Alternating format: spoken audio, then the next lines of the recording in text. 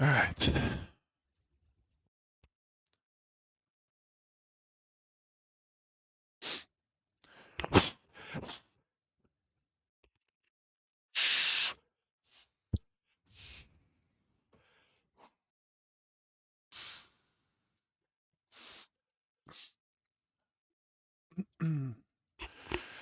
All right.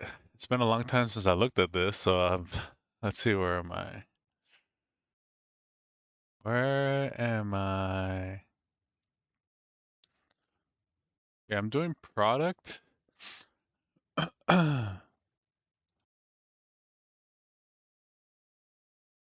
But I think I like the structure for Axler better. So I'm probably going to organize this using Axler's book. A lot of this stuff is pretty much the same as Axler at this point. So I'm probably going to speed run through this. Let's see, where is it?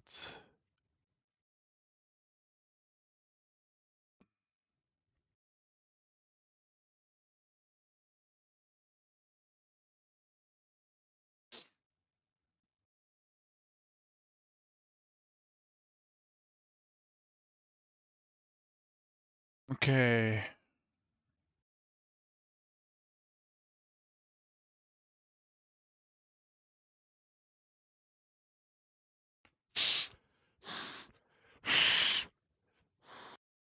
What do I have here?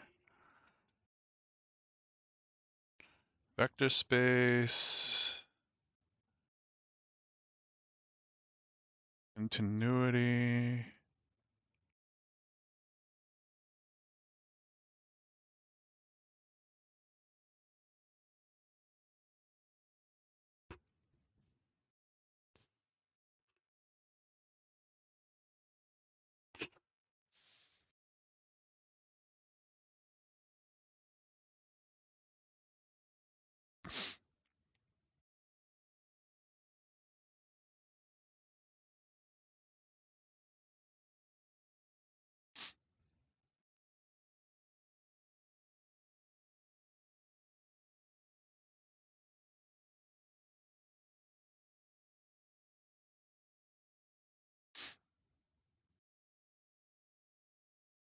Okay, there's some sums. I mean, there is absolute value, there's square, there's a scale factor. I think that we did the scale factor already. That's part of the vector space proof. And we did sums.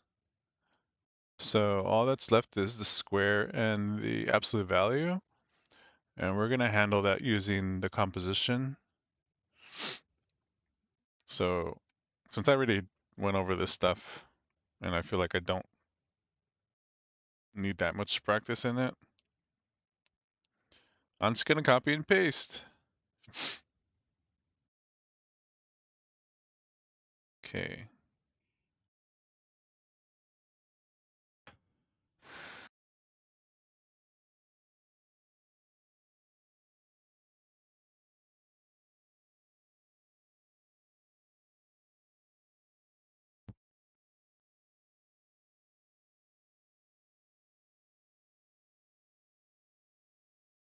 Oh wait, can I copy and paste?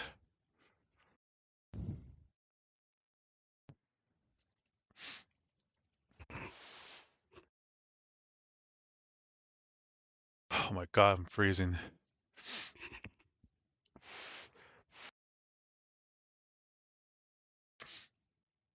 Okay, let's compare this to the composition proof for Royden. Measurable function, and G is continuous.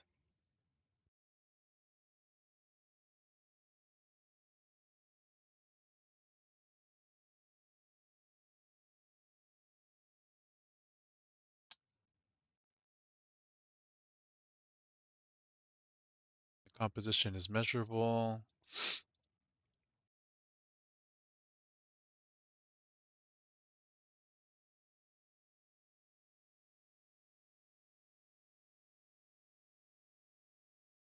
Get a heater? Yeah, but it uses too much energy.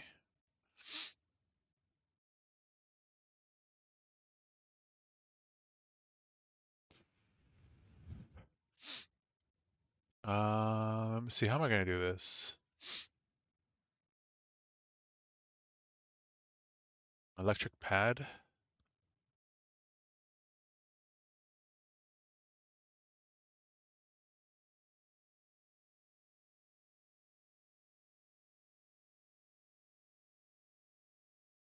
Oh, this proof is really short. Okay. I guess I can't copy this because this one leverages Borel sets. I mean Borel measurable functions,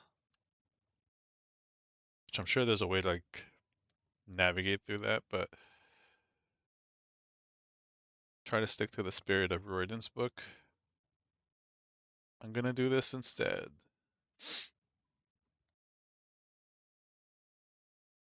Maybe I should. There's an electric blanket around. Um, should I use it? Oh my gosh, what's the weather? It's 53 degrees right now. My nose is like slightly runny.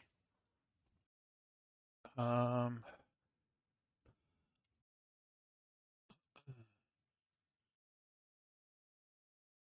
let's see. Oh, my iPhone's saying 49. Why is it so cold today?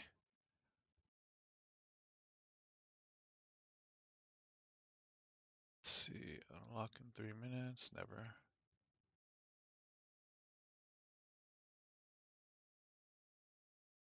Just do 10 push-ups every minute. Honestly, I probably should. I haven't worked out in over a month. I think even 2 months, maybe a month and a half. It's cold here too, bro. If it's cold in Puerto Rico, that's how you know it's cold. That's how you know that's how you know global warming is happening. The equator is cold.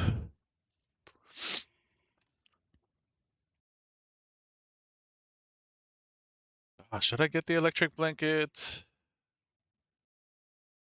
I'm gonna try to. I'm gonna try to bear with it. What the heck? Does everyone see that? Oh my gosh. You're wearing a polyester shirt. It's wild. Remember the days where you were streaming and you were sweating? The good old days.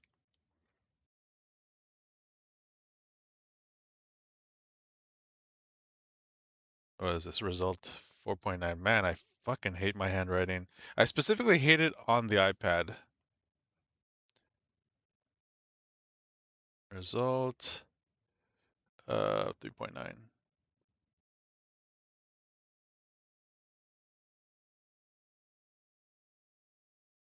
My handwriting is 1,000 times better on on real paper. I was looking at it while I was writing yesterday, and I was like, wait a minute, my handwriting looks way better on actual paper. Okay, what does this result say? It's interesting that you need continuity here, but I think that's also implied in the Axler book because of Borel sets. Are you using Apple Pencil? I'm using Apple Pencil. I don't know if it's the app that I'm using because I think Notability writes better, maybe. Or actually, I can test it. Let's see. We can try OneNote.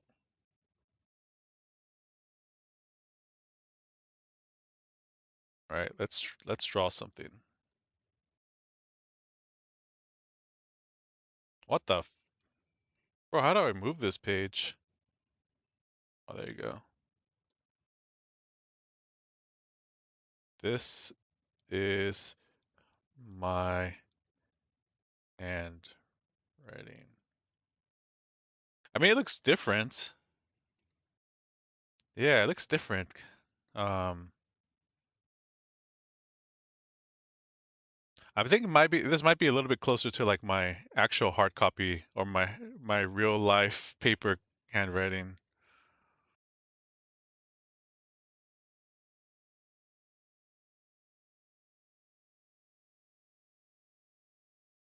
Not precisely the same though.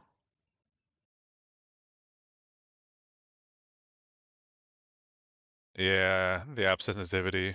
I tried honestly like the way I try to like get around this is by messing with the type of pen. I used brush pen, ball pen. I used um, fountain pen, and I felt like the brush pen works the best for me. It doesn't. It makes my handwriting look the least ugly. A ball pen, this shit looks the worst. Look at this.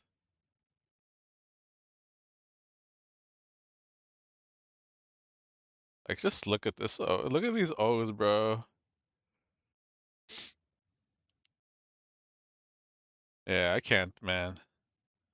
I did fountain print for a little bit. I liked like the whole idea where you can pressure to like make it thicker, but I'm just not good at that. So I just decided to stick with brush pen.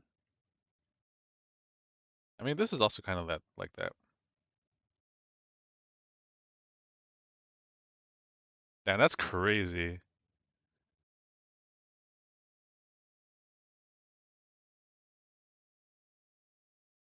How you doing, Rezi? Are you gonna stream soon? The heck?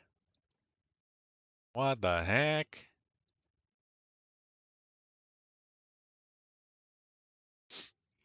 Thought about streaming music making? Do it, bro. Make some music.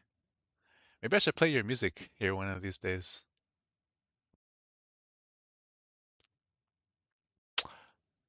Vivito!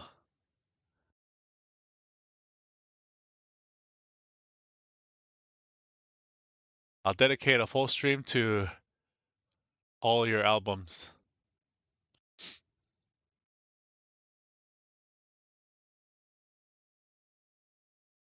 Do you have a jazzy album? I'm just in the mood for jazz today.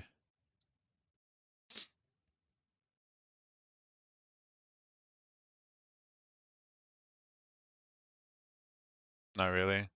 Gotta get one of those, bro. I will use that shit non-stop.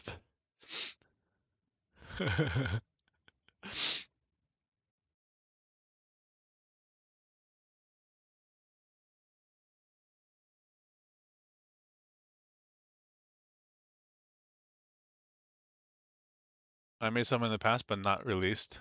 Interesting. So it's paywalled, is what you're saying.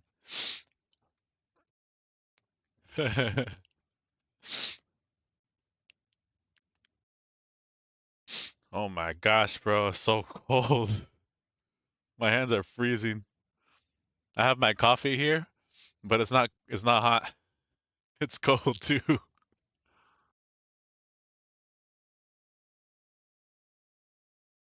It's on my Patreon.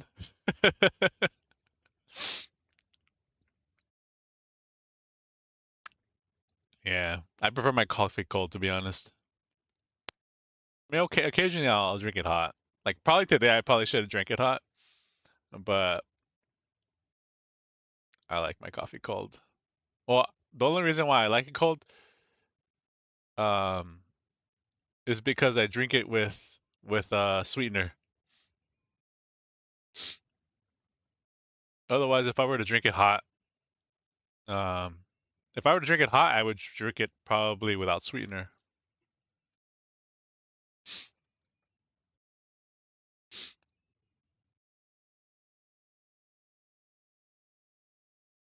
Bad coffee is tolerable when it's cold. I feel like it's probably worse.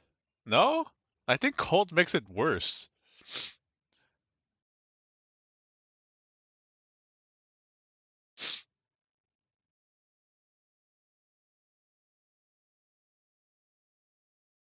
Cold numbs the taste? I don't know. I just feel like it. Uh, I feel like it tastes more bitter.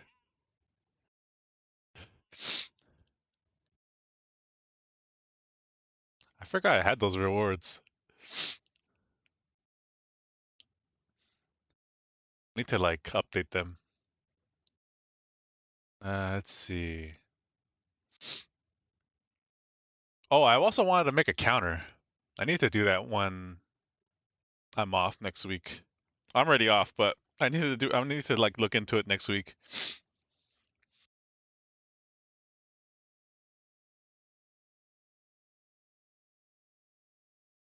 Counter what? Counter of the first redeem to see who's if to have a leaderboard for who's first. Yeah. I mean, no one uses it, but I think it would be nice to create one in case someone else wants to use it. Because I haven't found one, as far as I'm aware. So it'd be a nice little coding project.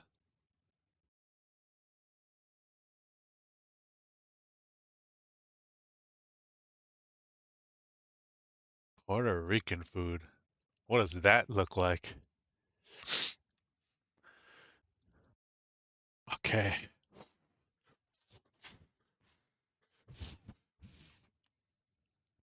Bro, I need like gloves, man.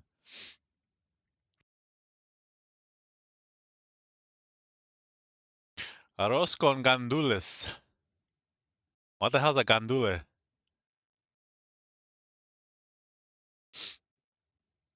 Gandules.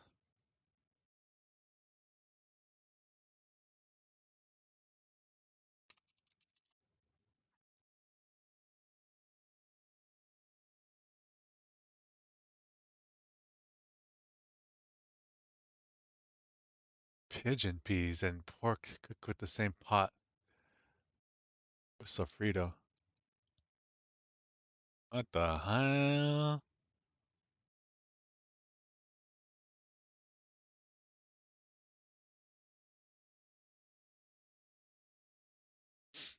It looks good. It looks really good.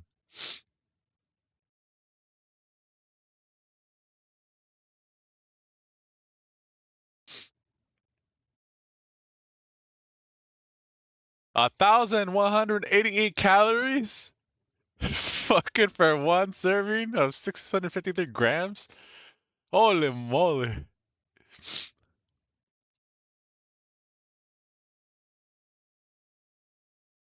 Worth it? Yeah.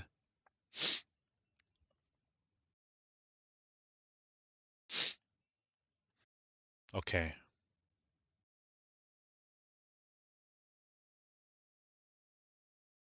Next year's resolution, we'll fix that. Don't worry.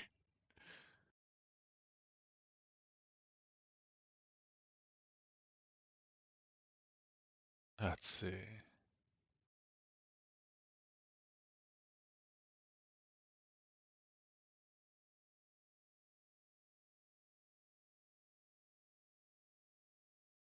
Gosh.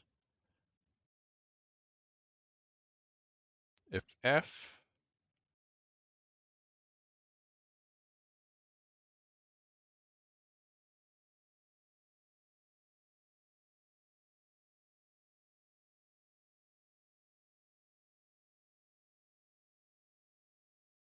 My iPad's kind of keeping my hand warm because it's kind of warm.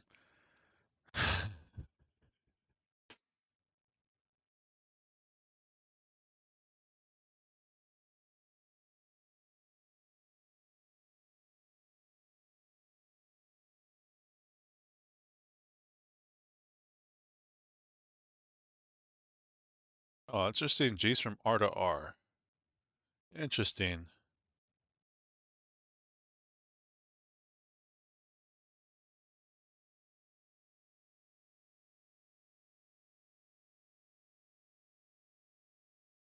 Bro needs an indoor scuba diving suit.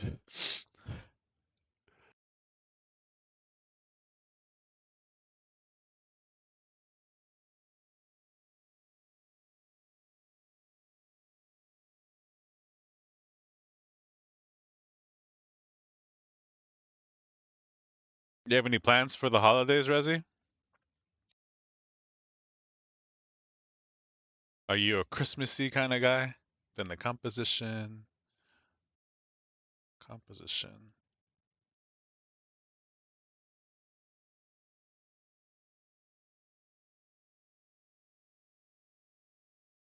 Okay. G of F.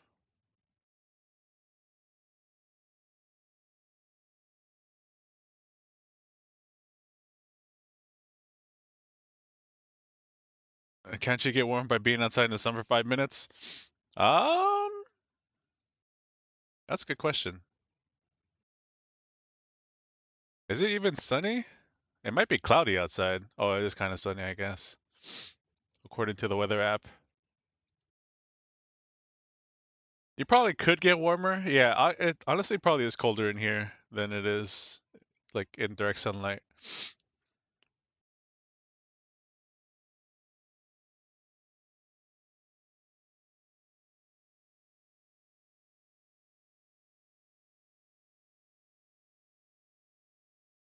Okay, this is gonna do all the heavy lifting.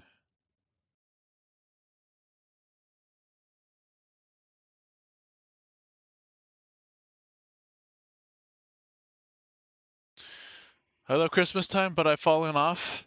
Some family and friends meetups are whack and more and annoying sometimes. I get that.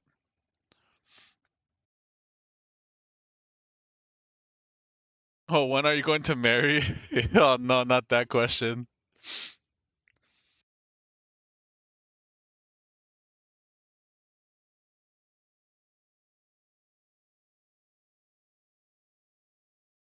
Bro, I don't know if I told you this, but literally my favorite time of the year is Christmas Eve. Like Christmas Eve at night. There's something about um there's something about like the air for me. Like it's like so it's always been so peaceful and like it always smells like burning wood for me. Um and I don't know. I always get like a good feeling about I always feel like no one is doing any wrong on Christmas Eve at night. Even though even though it's something even though it's probably not true. That's my favorite. I have like good memories of Christmas Eve, like staying up for Santa and stuff like that. How's work? But they don't even ask how many top nines I have in Unite. I love those days. Yes, and the New Year's first 3 days for me are glorious. As if the weather is good. I was driving these days. I wish I could drive over here, but it's looks so. You have to kind of like time it correctly, otherwise you're stuck in traffic. I guess you can make the effort and drive somewhere that has like nice scenery, which is usually far, and like drive around for a bit.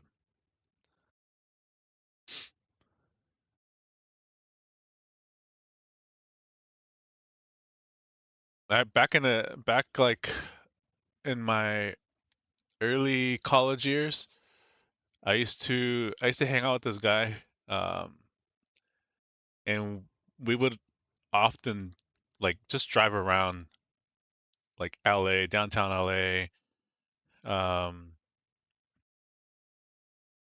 just driving, listening to like new jobbies and shit like that. That shit was like so chill. Sometimes we would drive down Pacific Coast Highway. It sounds cliche now that I think about it, but those were the days where just like we were just we had not worrying about a lot of things, and it was just chill. We would just talk about different things, like different girls, um, What else would we talk about? We would talk about like just things in our social circles and stuff like that. Yeah, it's an escape. But he was like the only one who did that. I don't really have a lot of friends that were willing to do that, which is kind of like a shame. All my other friends just wanted to party. That's all they ever did.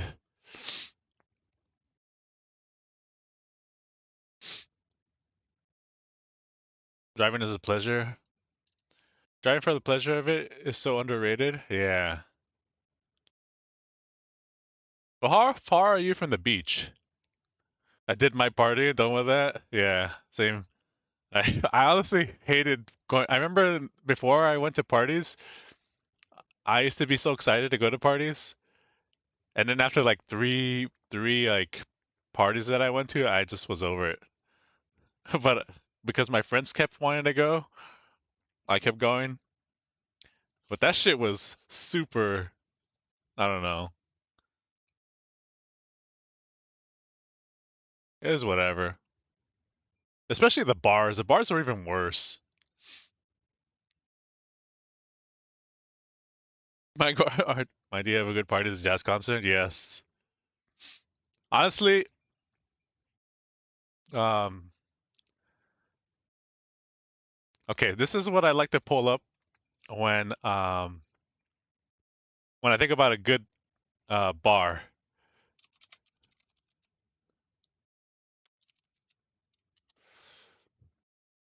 Where is it at?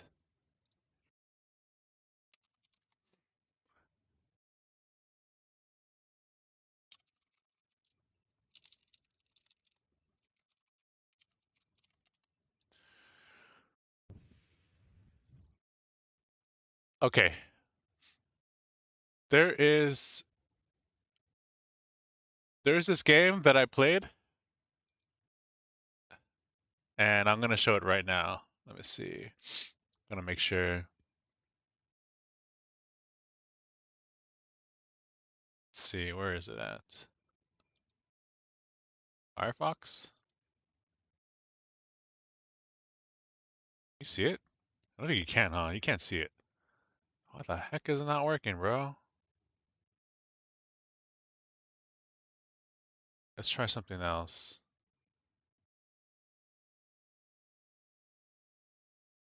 This. Catherine, maybe you've heard of this game? I was recommended this game by one of my friends who was a big he was a big Persona fan, and it was made by the Persona creators. And what like every time there's like a intermission, basically intermission time um where you are at this bar, and this is like one of those cutscenes where you're kind of like just sitting by yourself, but it's like a little chill bar that just plays like jazzy music. It's like there's not a lot of people there. It's not noisy. Like that was like my ideal bar. And when I played this game, I was like, there's gotta be a bar that exists like this. I have yet to find one.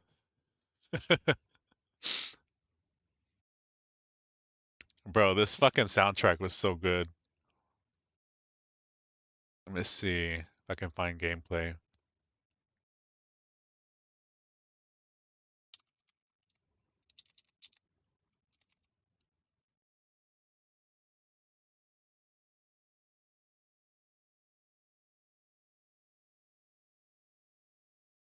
Looking for gameplay within the bar though.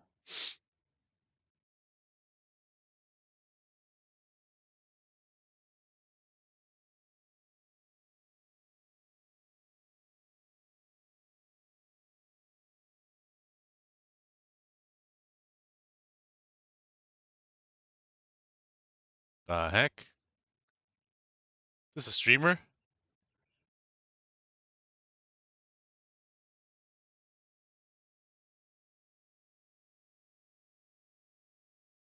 I don't remember the animation being like this. I thought it was more 3D. Okay, I'm gonna skip this. Okay, I'm skipping this. I mean, it's a game about this guy and like Catherine. Like there's two Catherines. That one with the blonde hair is Catherine, and then there's another one. And then your decisions in the game basically influence like whether you end up with either of them. But yeah, that bar, man.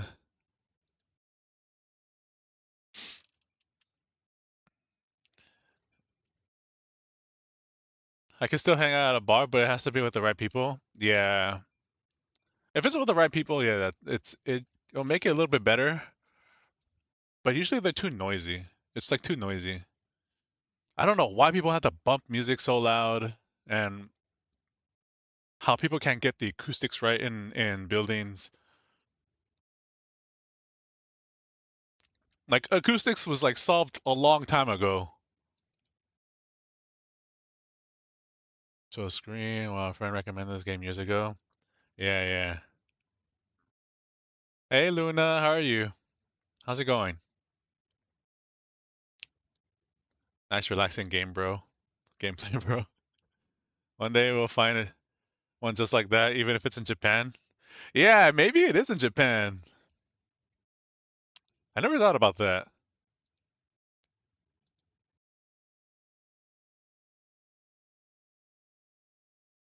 All right, loud sounds. My ears too sensitive.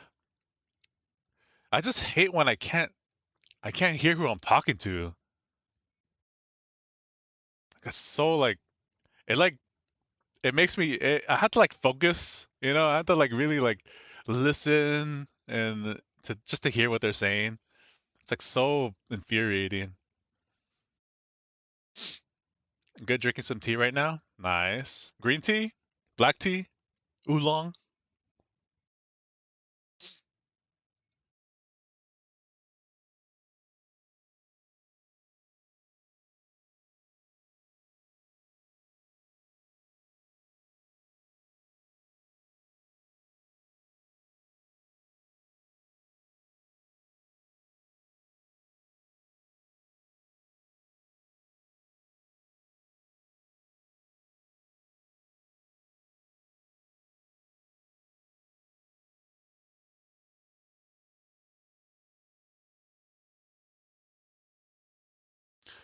The idea, what if we make a place where people can gather in socialized reality?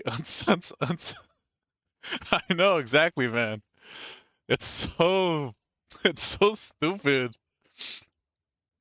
I don't know how people can just keep feeding into that. That's what's even more insane. Like, jeez, man. Like, I don't know, man. I can go on for days about this.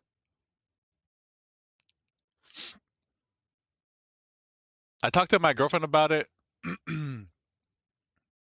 and I thought of I mean I said they should just make like headphones, like these earbuds where you can just directly kind of filter out most of the music, like most of the sound, like just to lower the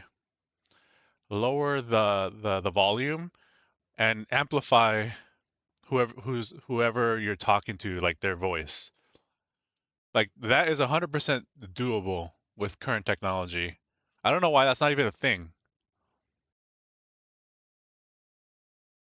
Socialization headphones. I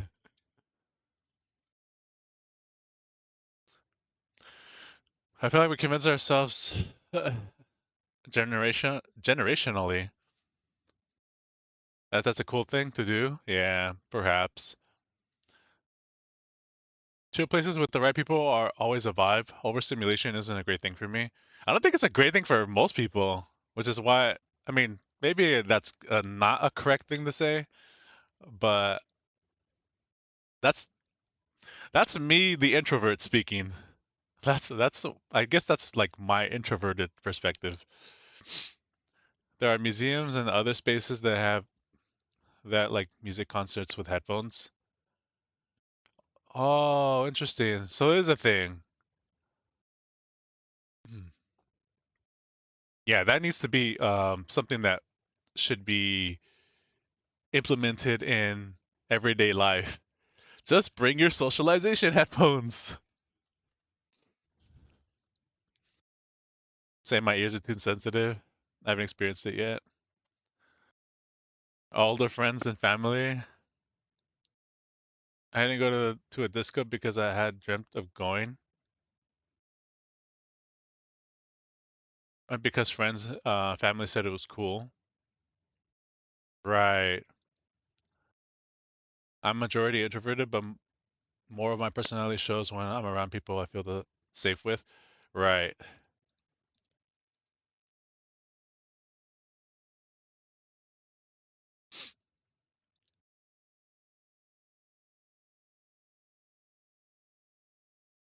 Hmm. Okay.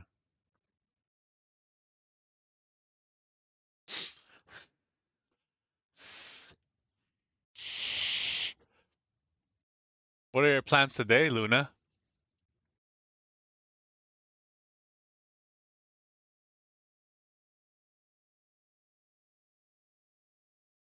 I'm an earbuds person. Headphones give me a headache. Yeah, I hate wearing this. I hate this. I mean, I've gotten used to it, but and I guess it's keeping my ears warm. But if I could wear earbuds, I would wear earbuds. This thing feels like it's like trying to squish my head.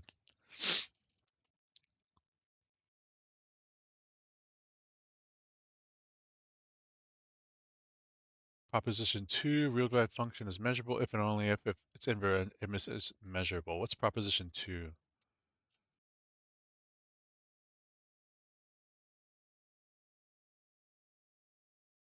Oh, for open sets. Okay.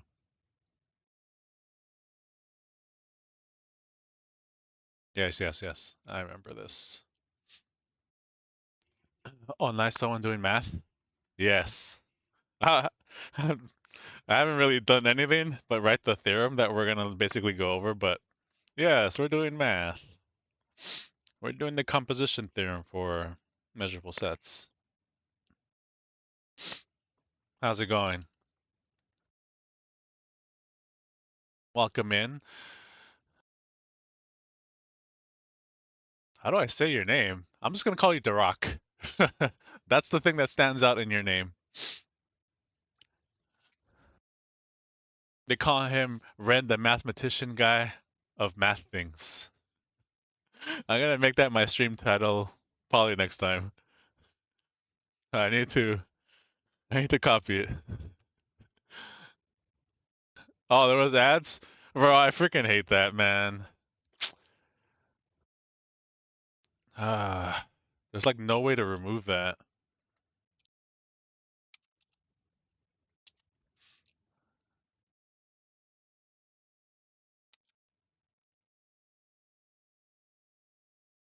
I was asking you how you are doing. Welcome in. Um, and hold on, I'm just saving something because I said I was gonna call you Duroc because that was the thing that stood out to me in your name. But if there is something else you would like me to call you, please let me know.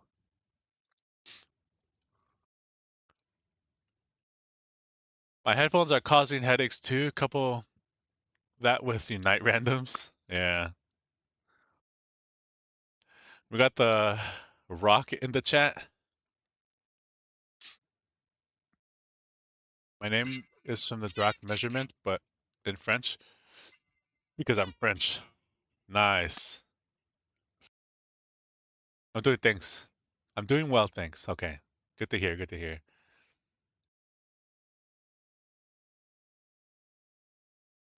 What do you?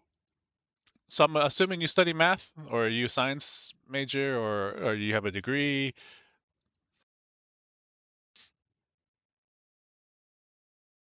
What's your background?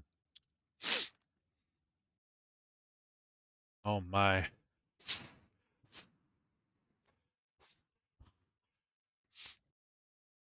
I'm focused on getting more stuff done today so I can relax later on. Nice. I'm gonna attempt to climb out of Ultra today. Who knows if I'm gonna do that or not, but I'm gonna attempt. Bro's warming his hands like he's about to play a basketball game. It's so cold, man. It's just too cold. Someone help me. Okay.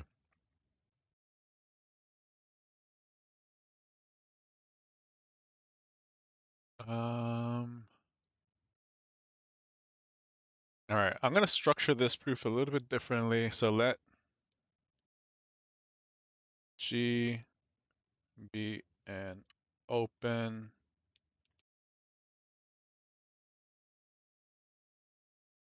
set.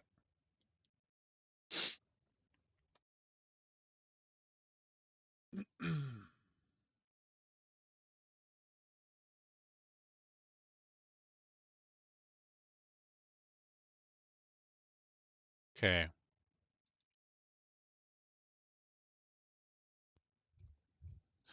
All right. Um.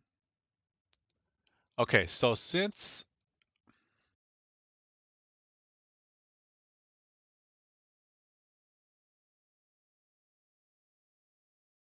G is continuous,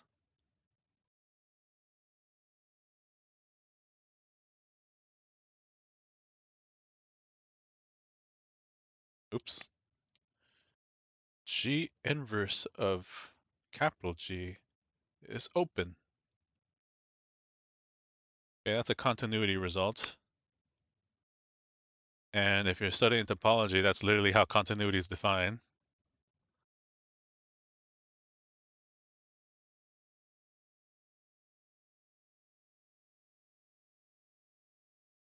Um, okay, so we get G inverse is open. Bro, this proof I think is really short. I feel like I'm going too fast.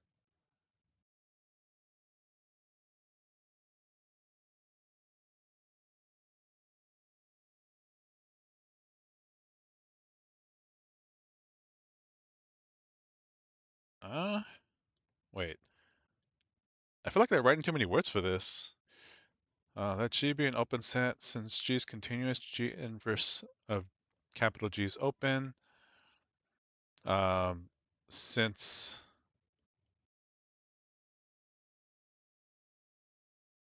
F is measurable,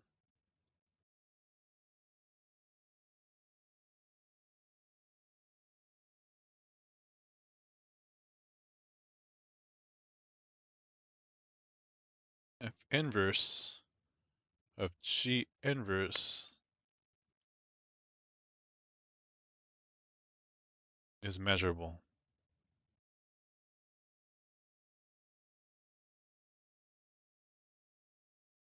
This is measurable, and this is measurable by proposition 2 of that result, right? So this is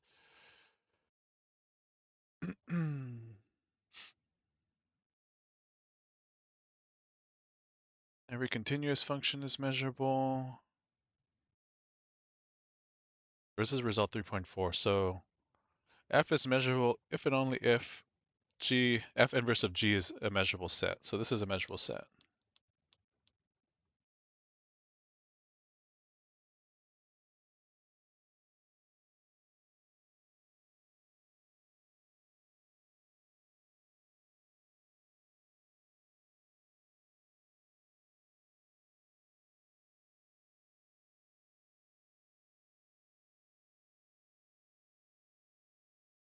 Okay, this is a measurable set.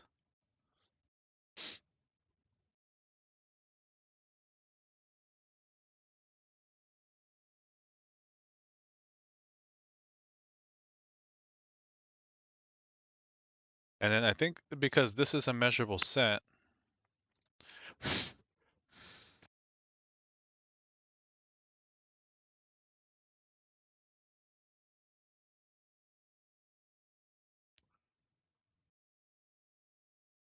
Wait, there might be I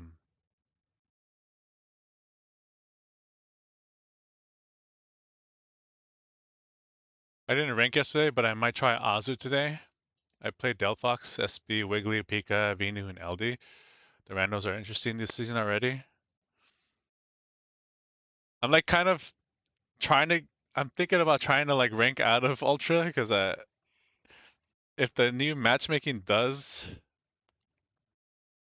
do what it's supposed to do,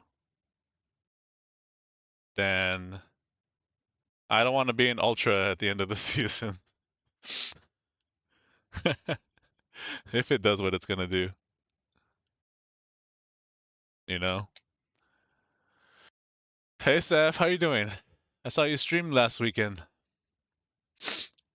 Was it League of Legends? If I remember correctly. Despite popular demand. What ultra are you in? I think I'm ultra 3 or ultra 4. I don't know. I don't know. Actually, if whether I play today depends on whether it's laggy. Because the last two games I played were super laggy.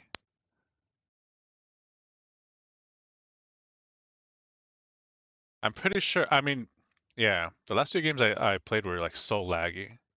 I almost decided to buy like the hardwired connection for my um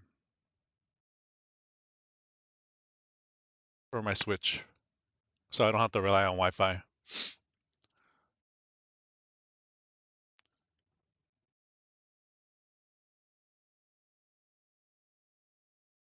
Okay, so I need to get that this is a measurable function, and I need to leverage proposition 2.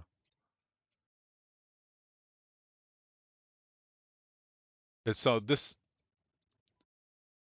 part that's tricky here is the for each open set.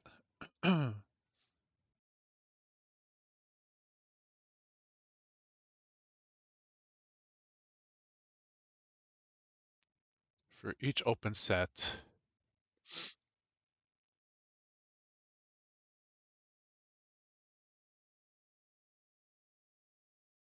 so I need to somehow justify that the G inverse of G is can be any open set.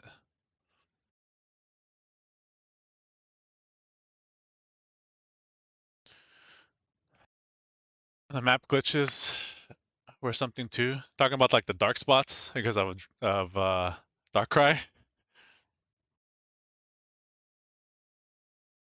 The back despite popular demand has been my slogan for a while now. I think it's accurate.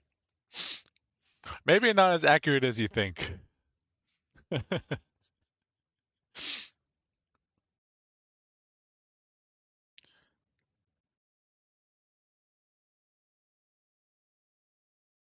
Okay, I need to some I need, so this is the hardest part of this proof is justifying that this is any open set. So how do we show this? Does the book show? Does the book show this? The bug is out of control.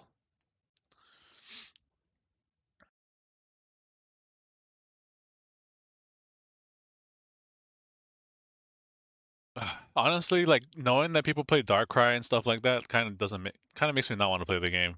Now that I think about it.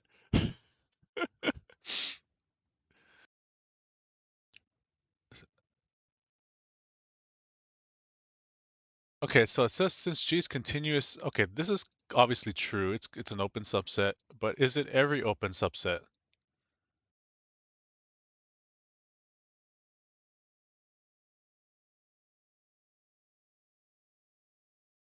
How can I make this argument?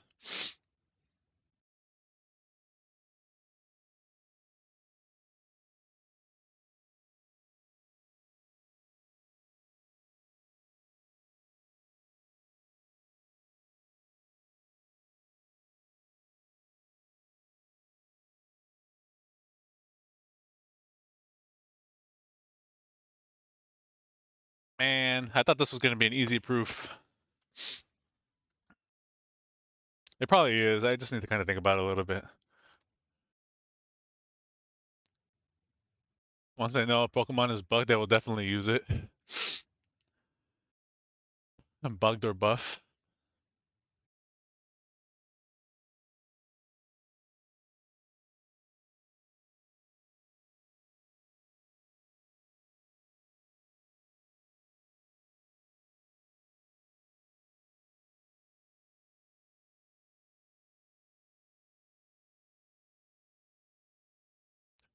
So the way to do this is to show, I think what we have to do is you need to show G is onto, right? I think you just need to show G is onto. Cool music at vvmusic.com.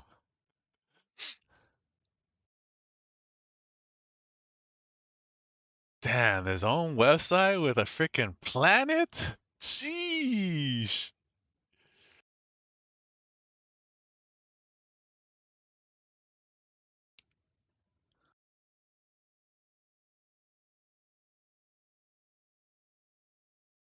Hey, Stooky. Good morning. How are you doing? Taking way too long for the devs to do something about it? Yeah.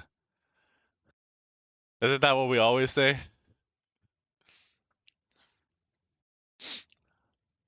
Okay. My analysis is probably too rusty, but if G is continuous from R to R, is it onto? Does that imply onto? Let's think about this. Mm, no, I don't think it does.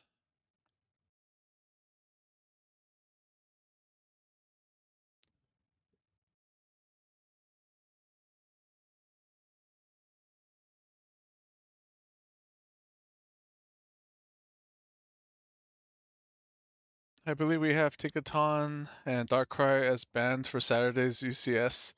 Oh, UCS is this Saturday? Didn't we just have something like that? The heck?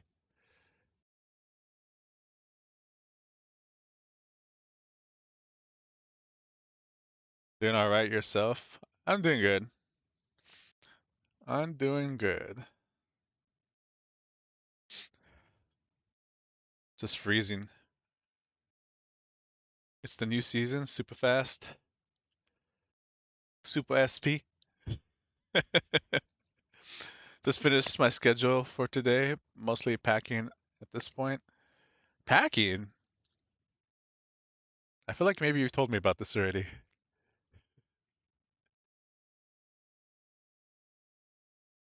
Where are you going, Stooky? Math conferences, or are you going to visit family? I think you're visiting family, right?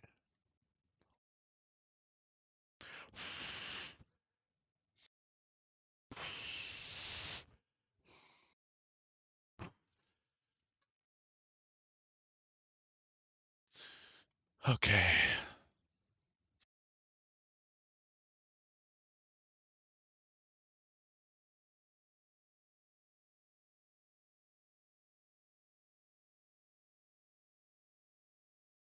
Home for the holidays.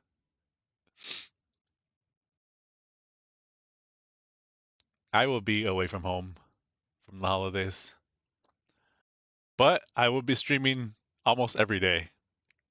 At least that's the plan. And try to freaking finish this measure theory stuff in December. I can move on to other stuff.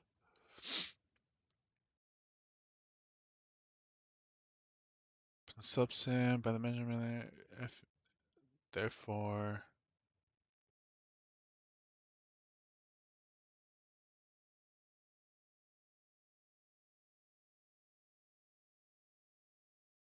Okay, this isn't. It doesn't look like it requires every measurable set or and every open set.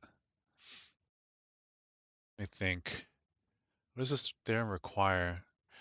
Function is measurable if and only if for each open set O.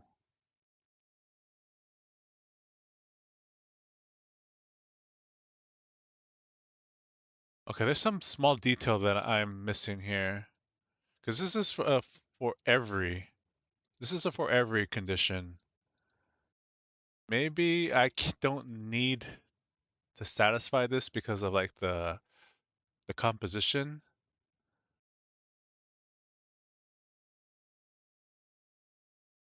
Classic grad student things. Are you streaming? Oh wait, you're not streaming today, right? Because you're packing.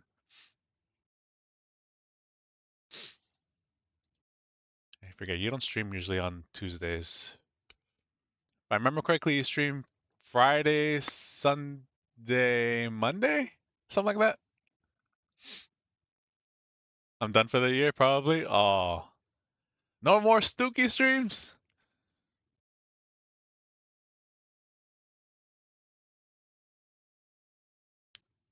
Yeah, I actually like Christmas music, to be honest. That's one of my the things that I like about the holidays. I know some people hate it because they always hear it, but I love it. Especially if it's only like what 1/12 of the year.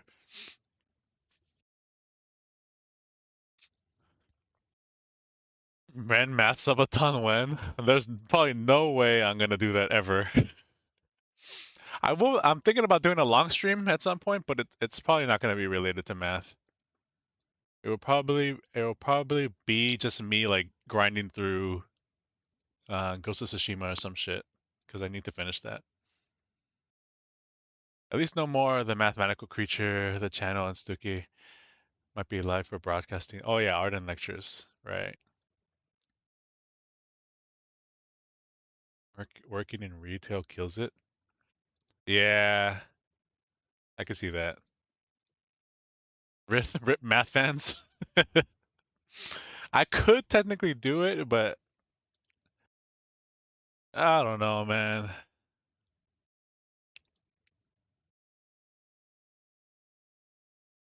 Am I bringing the PS5? Yeah, I'm gonna bring the PS5. I'm gonna stream. I'm basically gonna stream while you're at work, and I will probably dedicate one of those days to grinding through Ghost of Tsushima. But I am gonna grind through Measure Theory. I need to finish this. I want to move on so bad. I like it. It's just I'm at the point in the book where I've the stuff that is in this book is basically very similar to the Axler book, which is what I've gone through.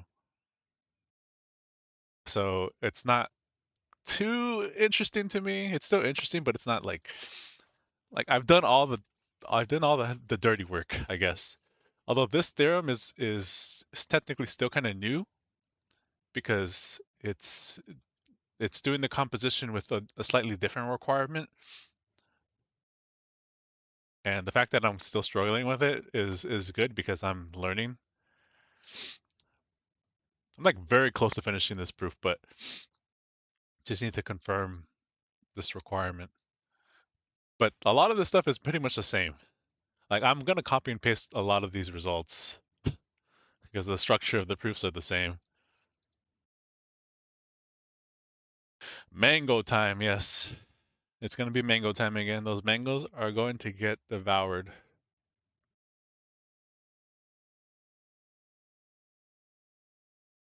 Let's see. Um, okay, so maybe if I draw the composition. Um,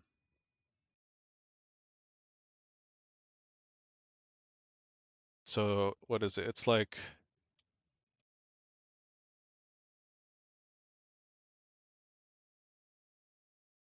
so we have the set E, right?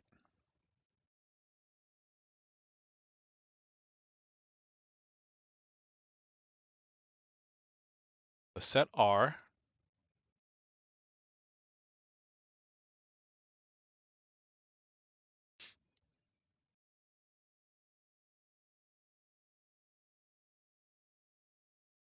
and also again the set R. All right, so there's a there's a map between E and F, E and R, and then there's a map between R and R, which is G, right?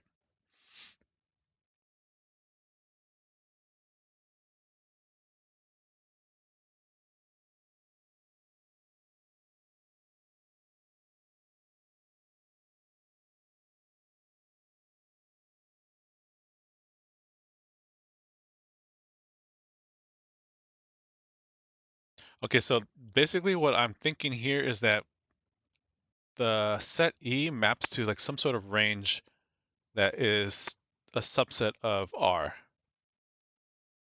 right? So this is the range of E.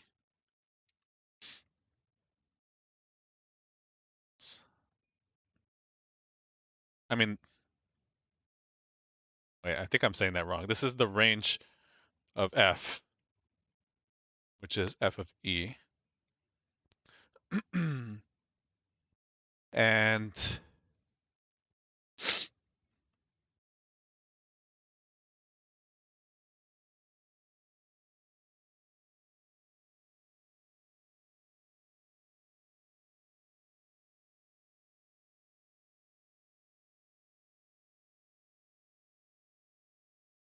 okay, okay, I could do this.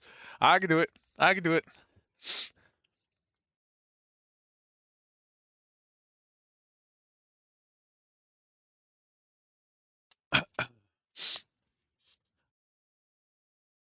So,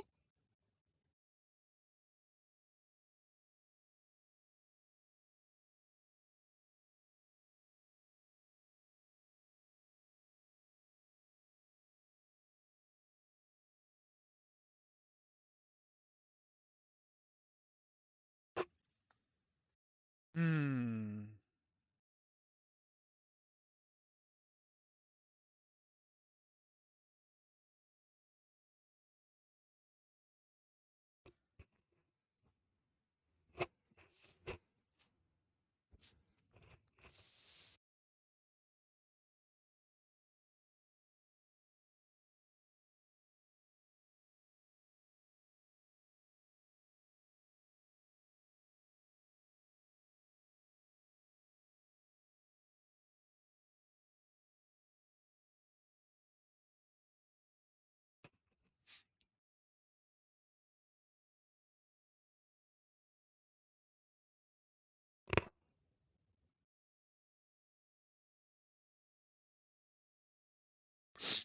Okay, how do I do this? How do I work this detail out?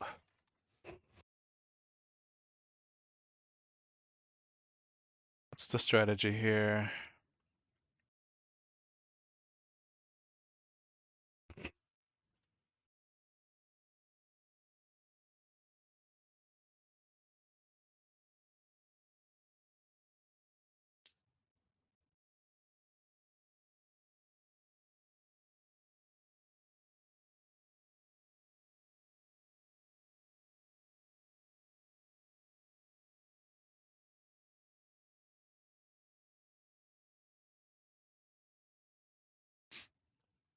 So my thought is, oops. My thought is this, like suppose so obviously we can have like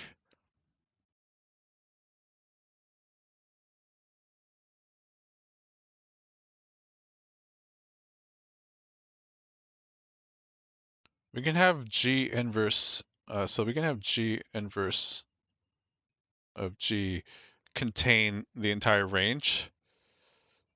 And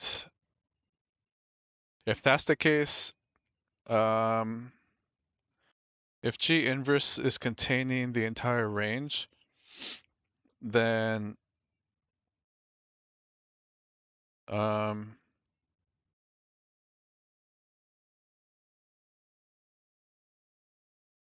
F inverse of G is open. Okay, so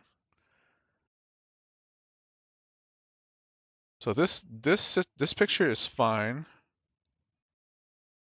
What about if we have like a piece a partial containment of f of e.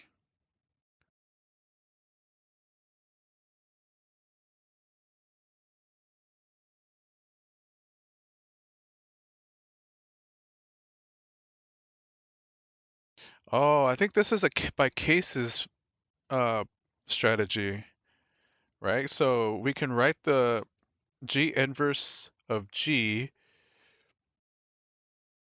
um,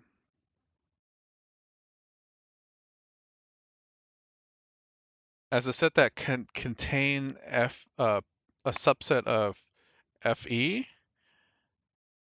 and the complement of Fe. And then the inverse image of that will be um, the union of the empty set and let's see. Okay, I think I have it. Okay, let's try to see if I can make any strategy, any like cohesive strategy with this picture.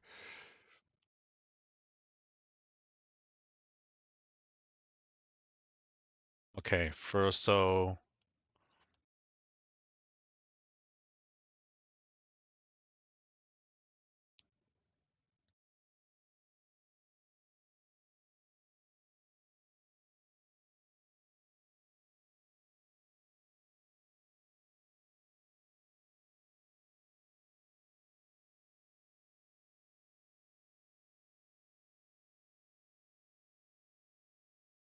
I think this is just a um maybe 4 cases. I think that should satisfy all the possible combinations of that the inverse image can occur.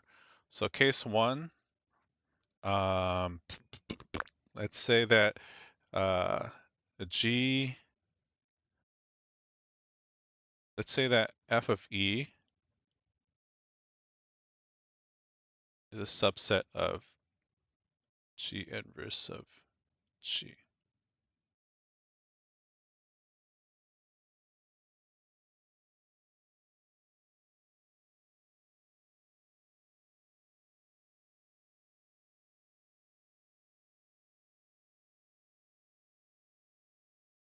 So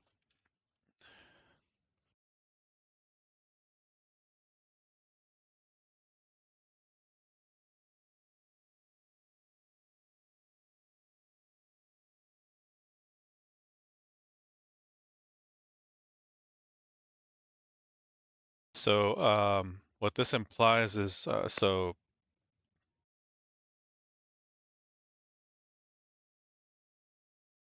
this implies that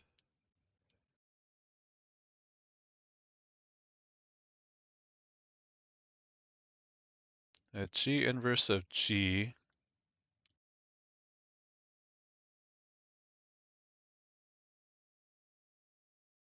equal to f of E, okay, union, and we're gonna call this, let's call this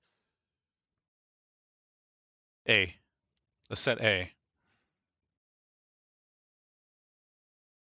Or actually, what can we do this? So we can probably be a little bit more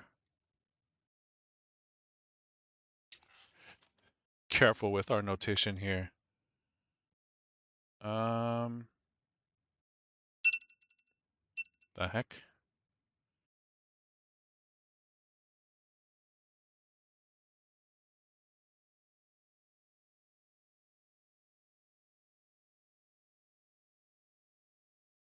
What if I use this? Maybe this is not going to be that useful, but we can always write this as G inverse of G um, minus f of E,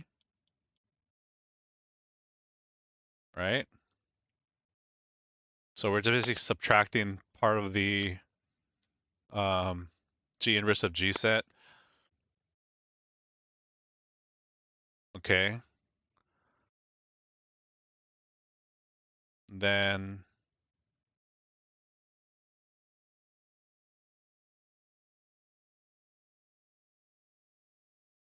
F inverse of G inverse G is equal to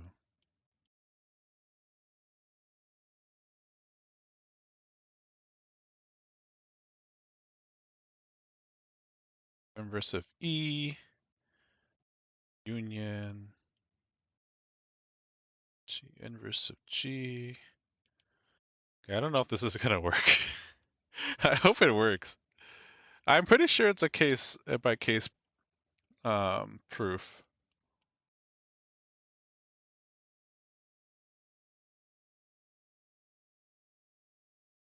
And then from the inverse image properties, we can write this as F inverse of F of E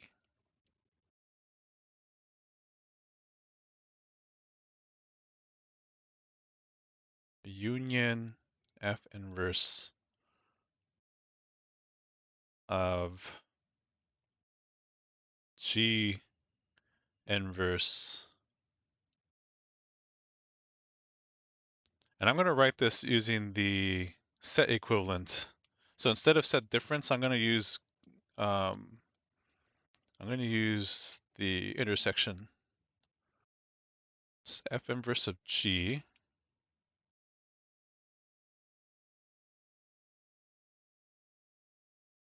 intersect F.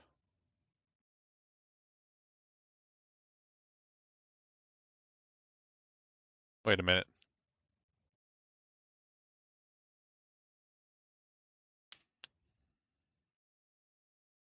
Intersect the complement. Okay, yeah, intersect the complement of F of E.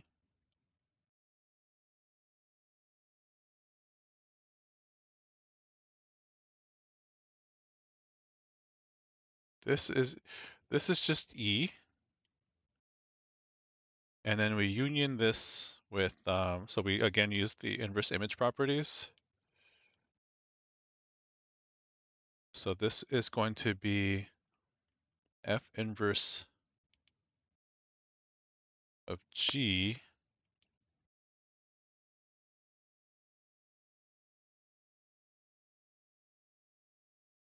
Wait, what the heck am I doing? F inverse of G inverse of G intersect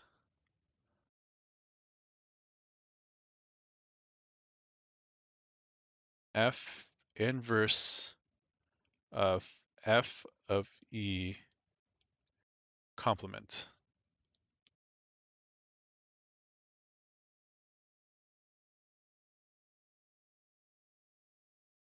Okay, I'm going to move this.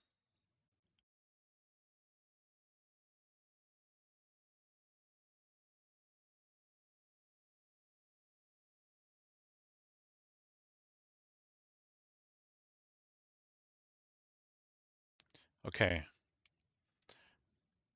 And so this just becomes E union, this distributive law, F inverse of G inverse of G.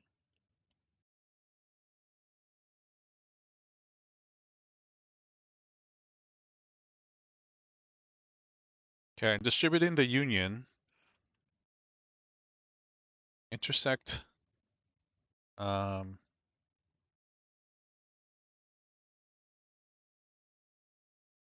E union, and this is empty because we're taking the inverse image of things outside of the range. So this is just the empty set.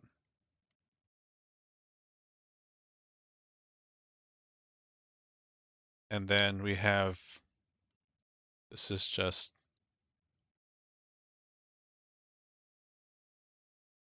E union of F inverse G inverse of G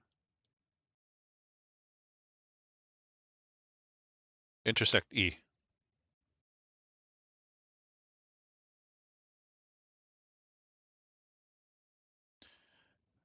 Which is just E,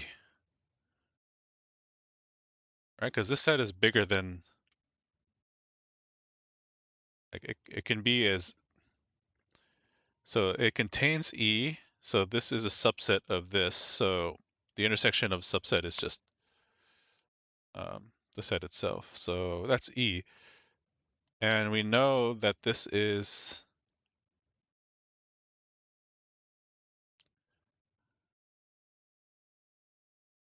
so this is a measurable set.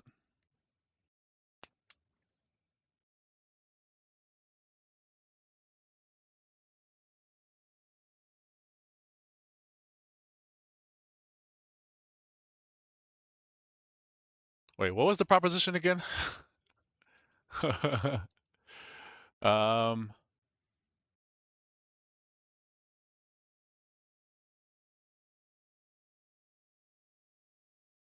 yeah, so for every inverse image of an open set, so an arbitrary open set, we got to show that this is a measurable set.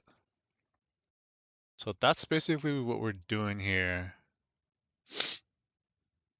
Um,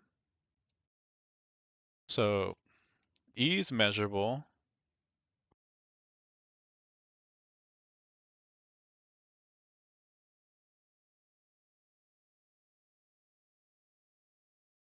Let's do case 2.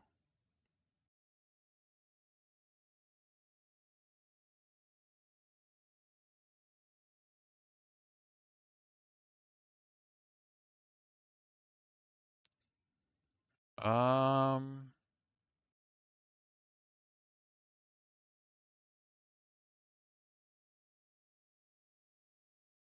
let's just suppose the reverse is true. Let's suppose G inverse of G is contained in the image.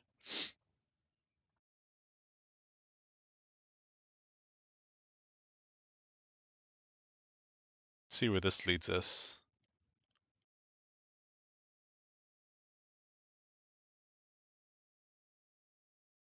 So if G inverse of G is contained in the image,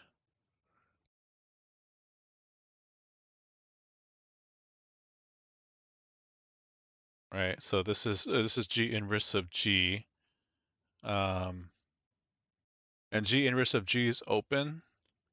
So um, we know that this is going to be measurable because of proposition 2.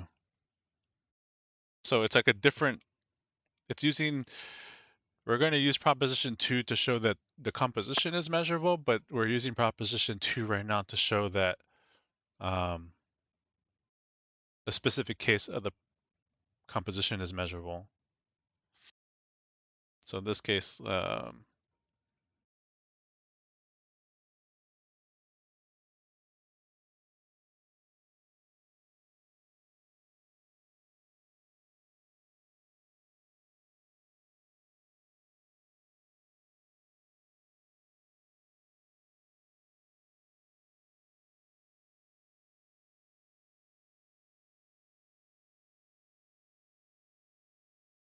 since G inverse of G is open,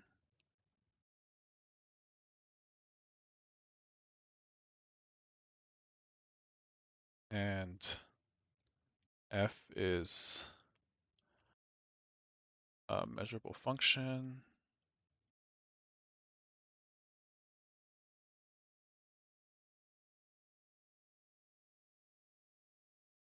then we have F inverse of G inverse of G is a measurable set.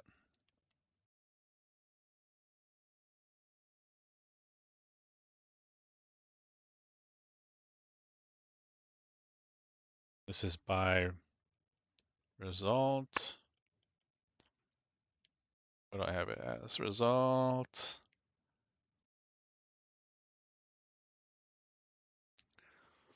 .4.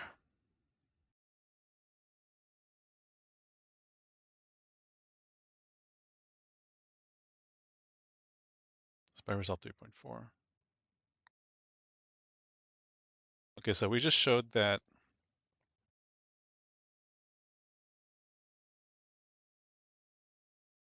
So for the first part, I showed that this composition is measurable because it leads to E, which is measurable by the definition of f being a measurable function. And then we just showed here that this is measurable because of the proposition.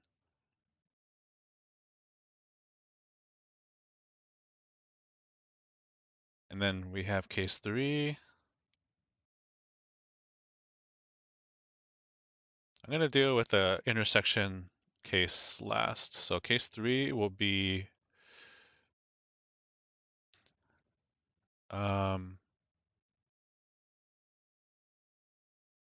case 3 will be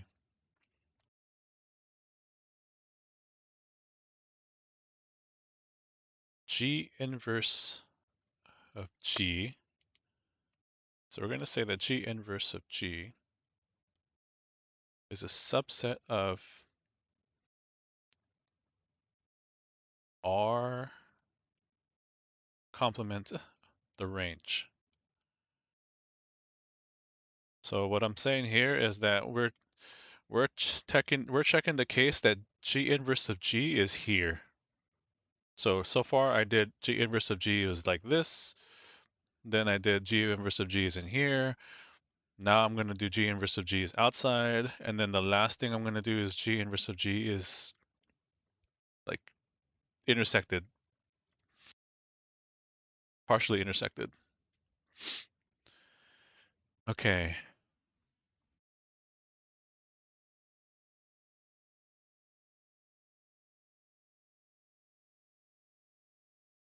Uh,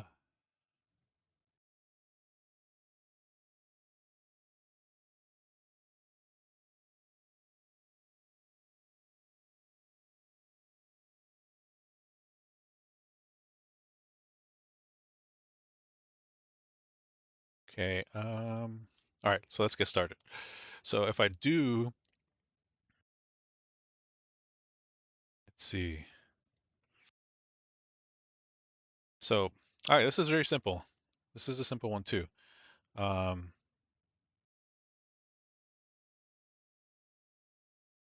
so we just do the composition. So if I do the composition, F inverse of G inverse G.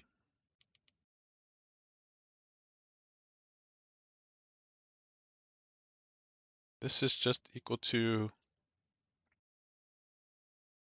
the empty set,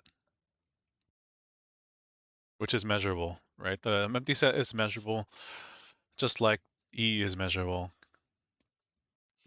So the empty set is measurable because measurable sets are a sigma algebra, and if E is measurable, then the complement of E is measurable, which in this case is the empty set. And then we have the last condition, which is case 4.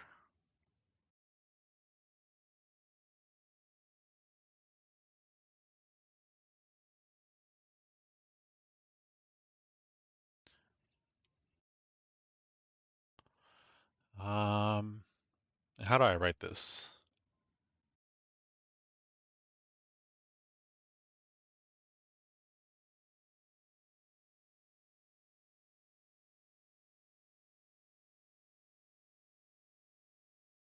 Okay, I need to think about how to write this. Let's see.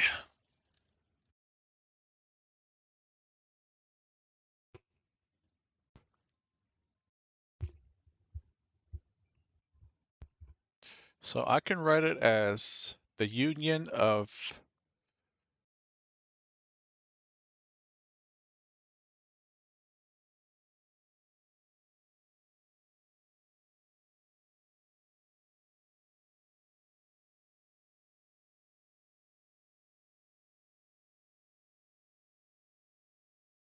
I can write it as the union of intersections. Is that gonna work out?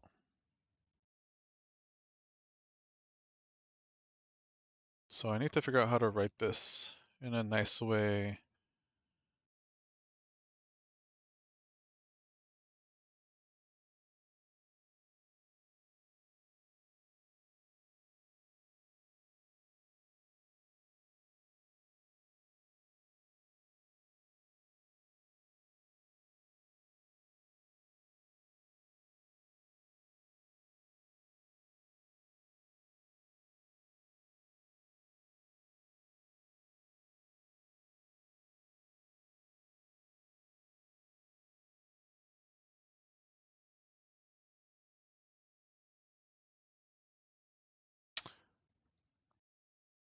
Yeah, there's got to be a way to write this like in a nice way. But let's write the case. The case is basically they're not subsets of each other, and the intersection is not empty. So G inverse of G is not a subset of f of E.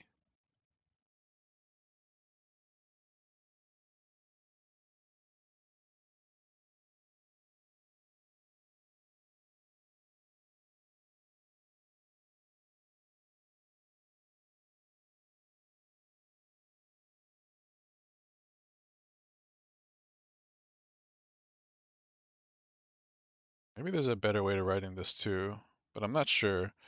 And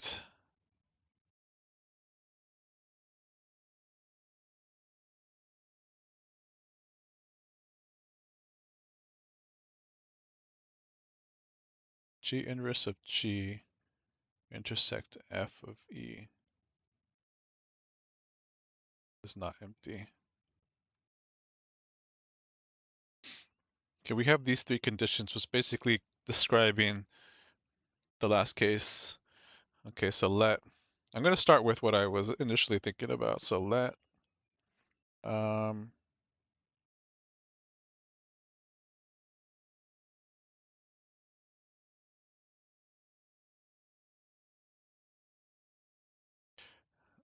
let G inverse of G equal to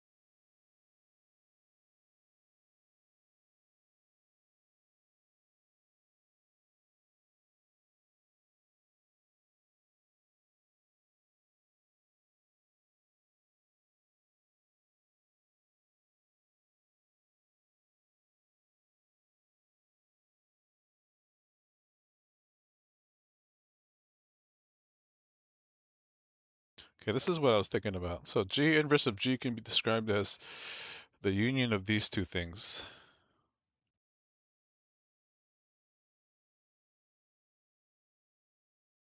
Let's see how this works out.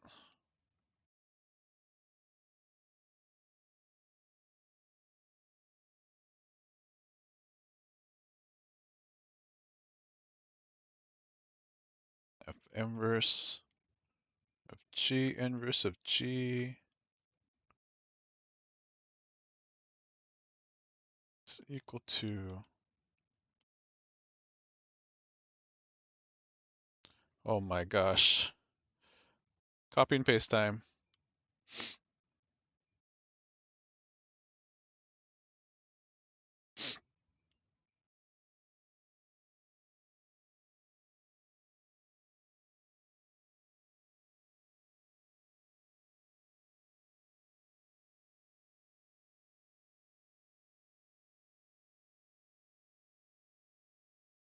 Again, we can use the inverse image properties, paste.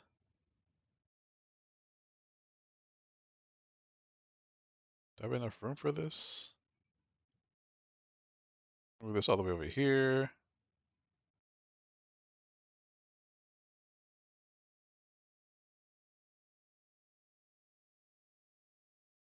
It's F inverse of this union.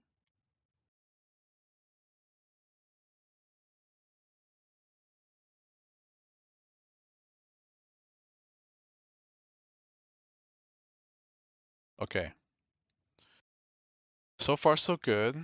I'm not really thinking about where this is heading, so I'm gonna find out when I head there. So hopefully it works out nicely. This is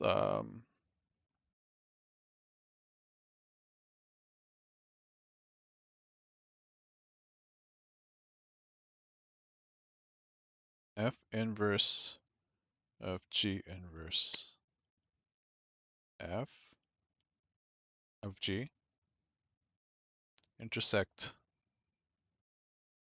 inverse.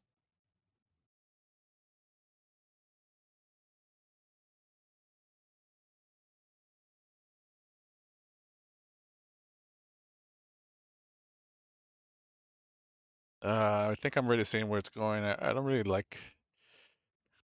I don't really like where it's going.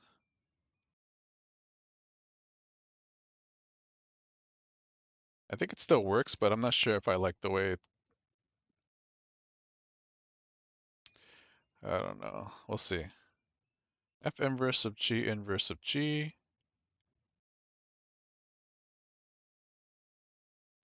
intersect F inverse of F of E complement. Okay. This reduces to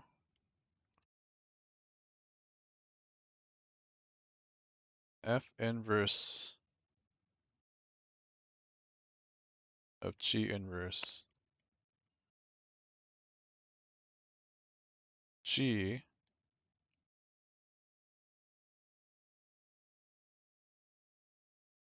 intersect E.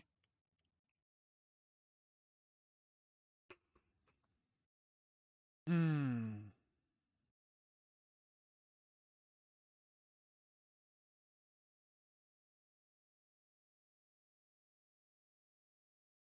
And then this is the empty set.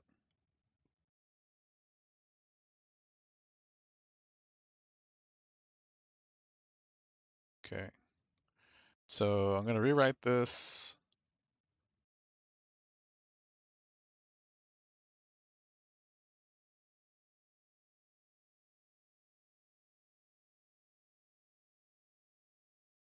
F inverse of G.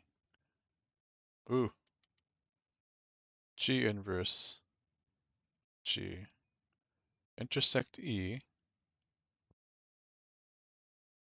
And then the empty set with intersecting anything is going to be the empty set. So this is union the empty set, right? So this reduces to the empty set. And the union of anything with the empty set is just whatever is not the empty set.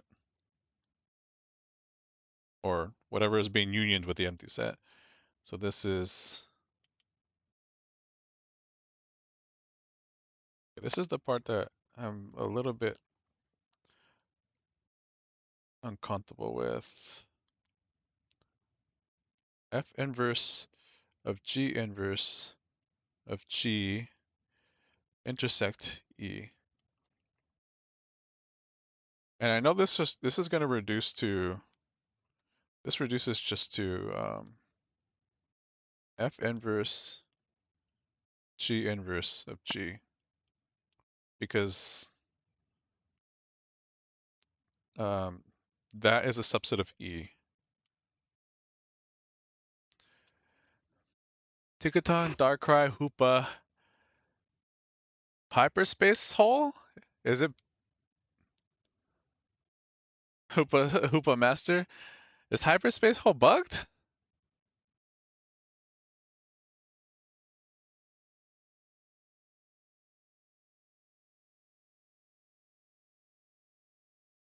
Interesting.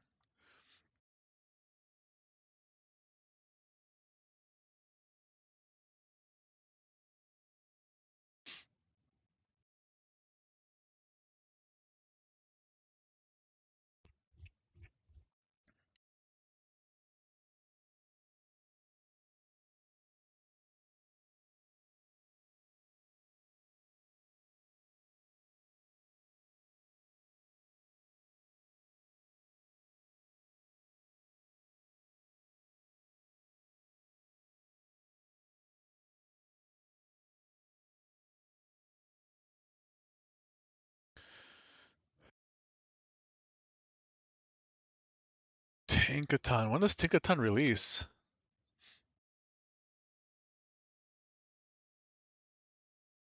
Oh, there's so much Pokemon now. I just, jeez.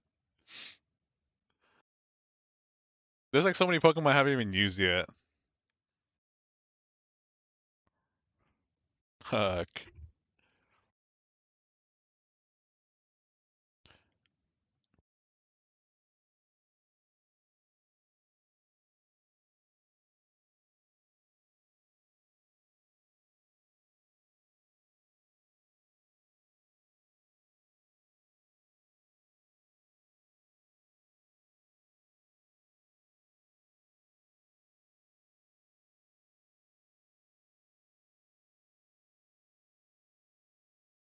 I mean, if your support can use Hoopa, they should be able to use all the other supports.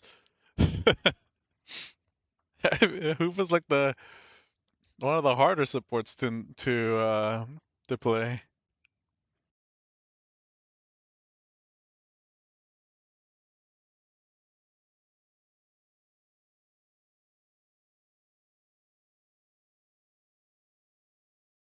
Okay, this is the issue here. Yeah, this is the problem. Oh my gosh.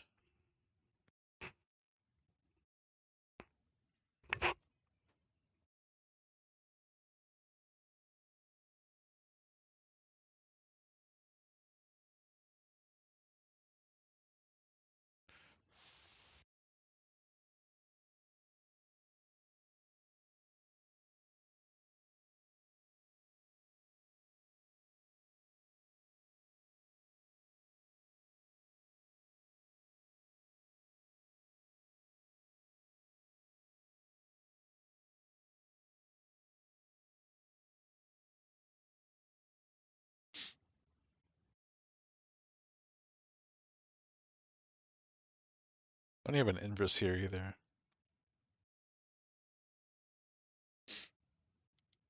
Okay, I have a problem with this.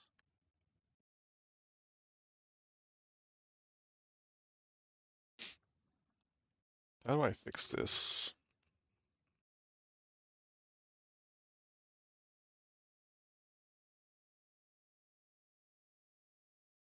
Least upper bound?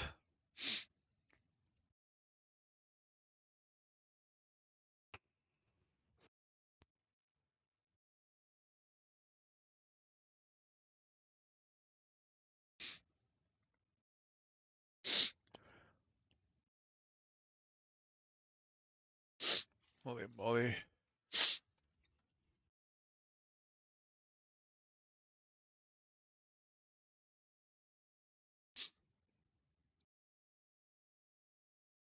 Welcome in, skeleton.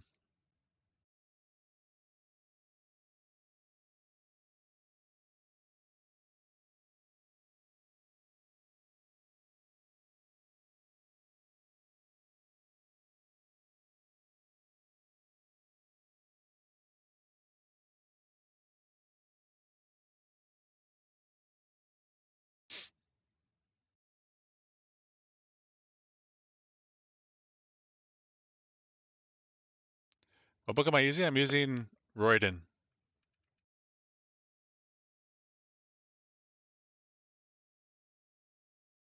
if I can answer. Is that is that something I shouldn't be saying out loud? Yeah, I'm using Royden. I'm basically justifying the composition proof So I'm scrolling to it. It's Proposition 6 in Royden's latest book. And I'm really just justifying the for every condition that is required for Proposition 2.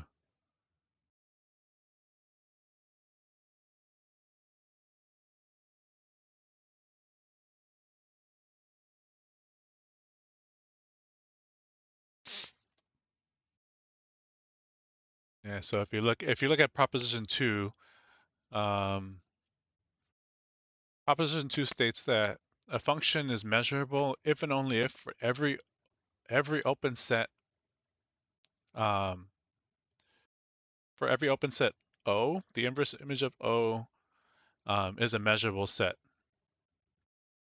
And so the the composition proposition doesn't really go over that. Um, and so that's what I'm justifying. And I'm doing it by cases. So the idea here is that I'm saying that G inverse of, I call it G, can be outside, it can be containing this, it can be inside, or it can be an intersection. And that should satisfy all the possible cases.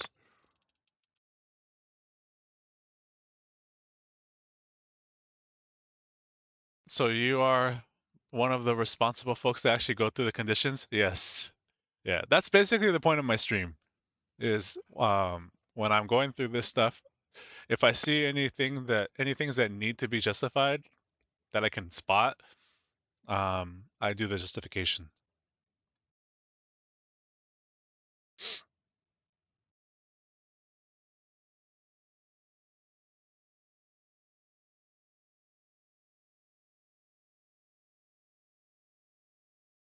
Actually, there's another.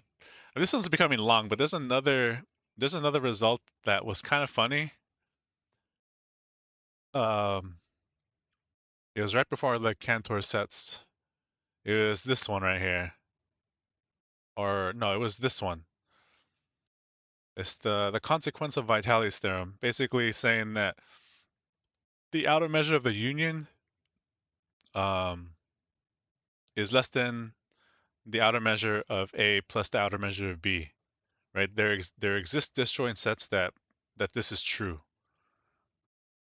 and this proof was 2 lines. This proof was 2 lines.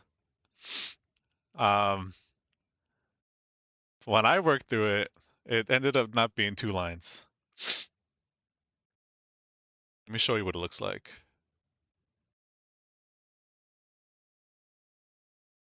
This is the non-measurable set stuff.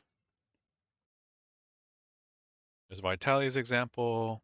Here you go. So this is the full proof, what I call the full proof. And so there's a justification that has to be done that isn't really done. It's kind of like it's really not thrown in there. You actually have to show the requirement for measurable sets. So you have to show it's satisfied because of the hypothesis.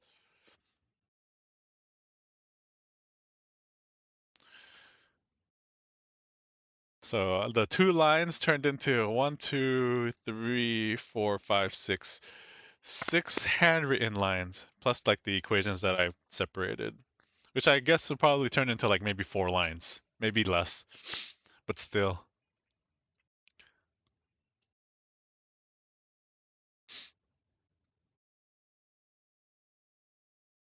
Oops, I'm on integration. That's too far.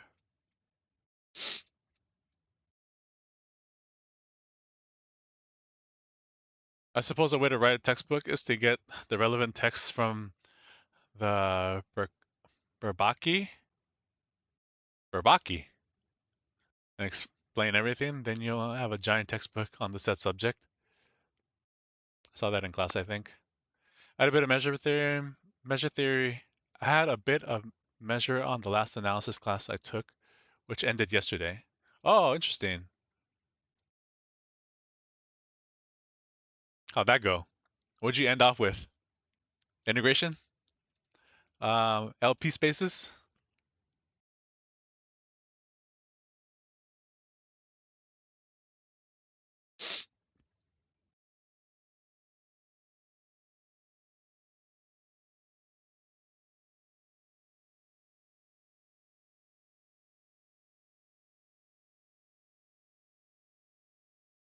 Yeah, mainly for integration purposes. Yeah.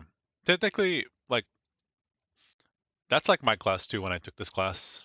It had a bit of measure theory in the beginning, and then most the rest of the class was like devoted to integration.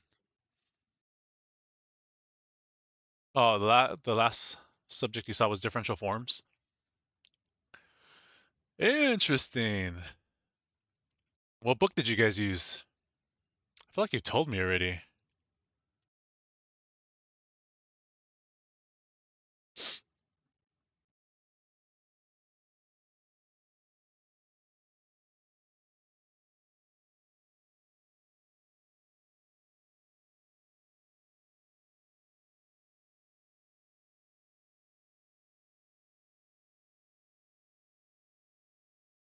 Oh, just your professor's head?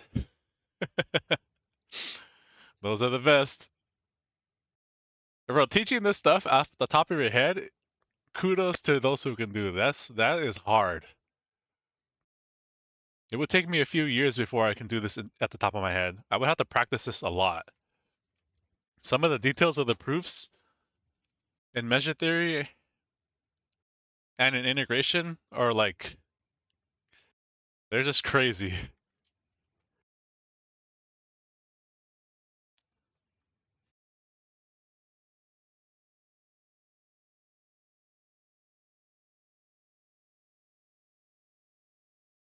Uh,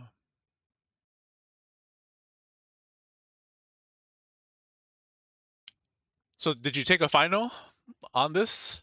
Or did you guys not have a final? How do you feel about the class? You had taught, you had never taught the class before. We called it analysis and RN here. Interesting. Yeah, this. So did you guys learn measure theory from up to RN? Because that would be crazy. I know you can do measures in higher dimensions, but like,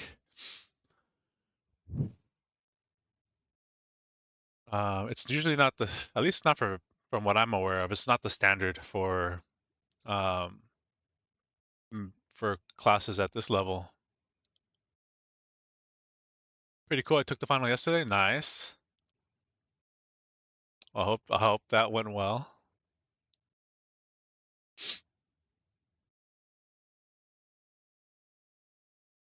And Stucky looked at one of the questions of the exam yesterday in the what's the server? In the elements? In the element server or in on stream?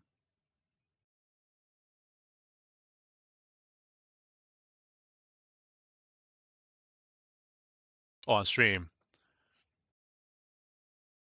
What do you think? I did do that poorly?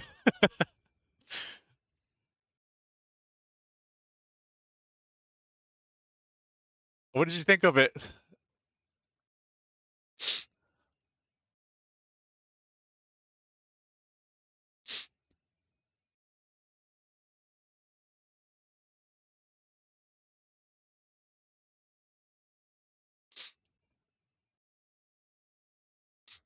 Actually, let me see if I have my comp exam. We can compare. I think I have it here. Um,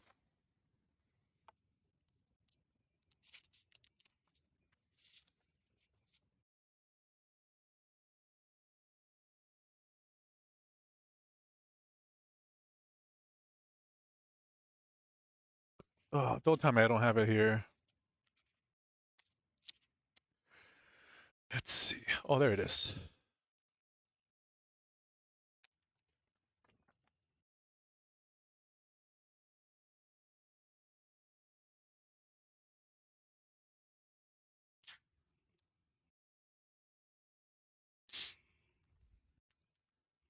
Okay, I have my comp exam right here. A copy of it.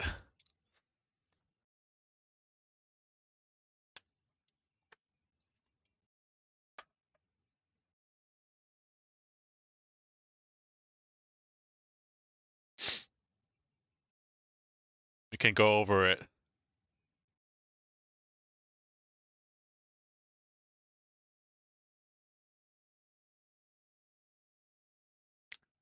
So my questions look like this. They're based off the Axler book. I'm gonna turn this around so I can.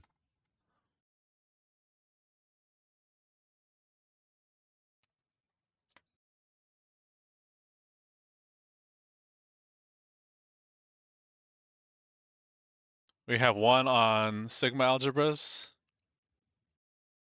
Um, Proving that the sigma algebra contains the Borel set. We have suppose lambda is a Lebesgue measure. F is a Borel measurable function. Prove G is uniformly continuous. That one was cool.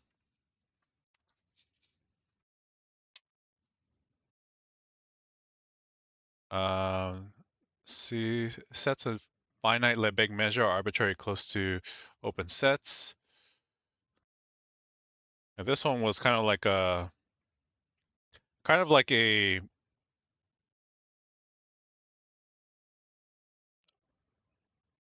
what do they call this? This is what um he called this um a walkthrough proof. So here's my question on the walkthrough proof. Uh,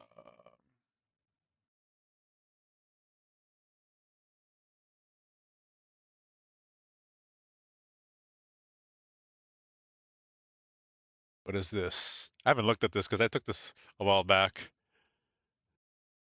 Suppose A is a subset of R. The outer measure of A is finite. So we have to show that the finite sum of open intervals is bounded by the outer measure. And the open intervals contain A. This one was cool. I like this one. I think I actually did. I think I did this on stream. A version of this. Probably the exact problem. And then we have. Um, I'm not going to say the name because I'm going to butcher it. Although I should know how to say it by now. Determine all inverse images of the form F inverse of the open interval from A to infinity. There are just a few. Prove that F is not continuous. And then assume that the domain and the codomain of F are each equipped with sigma algebra of a Borel sets. Is F measurable? Problem 6 uses I forgot which one it uses. It might not matter, but I know I used a specific one. I think it was bounded convergence theorem.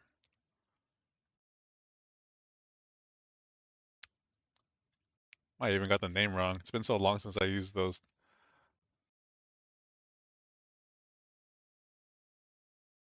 The professor is famous for hard exams, but I think the question was doable. If you get anything correct, you usually pass the exam, but it's hard to get higher grades. Yesterday's exam was sort of easier, I think, or maybe I learned the subject somewhat well.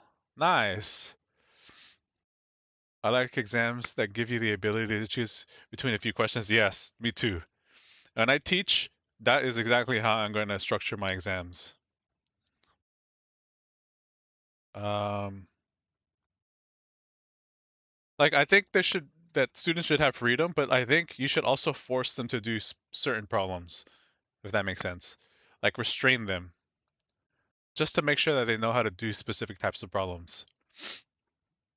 Um, The big integrals are countably additive. Okay. And then the problem. Oh man, I think this is like the Fourier stuff. Yeah, the Fourier coefficients. Holy moly. I think that's the end of my exam. Yeah, that was it wasn't bad.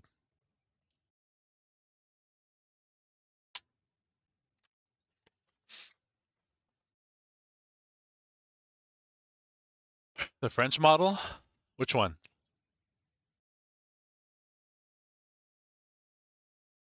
Like you give a bunch of subjects in class, then you compose the exam with a bunch of questions, but you let the student choose between them. So you info dump them, but do not require that they learn actually everything. Right, exactly.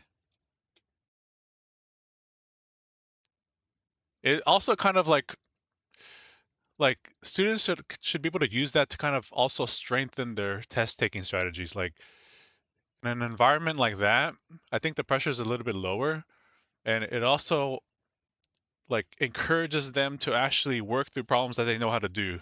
Because some students kind of like have the tendency of working through tests from beginning to end, which is not like the if that's not the most effective strategy for taking an exam.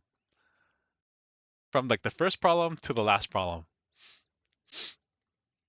in order, I mean. Like you should be working through them from the problems that you do know how to do to the problems that you are not 100% sure of how to do. I can't tell you how many times that has like saved my grade, that strategy.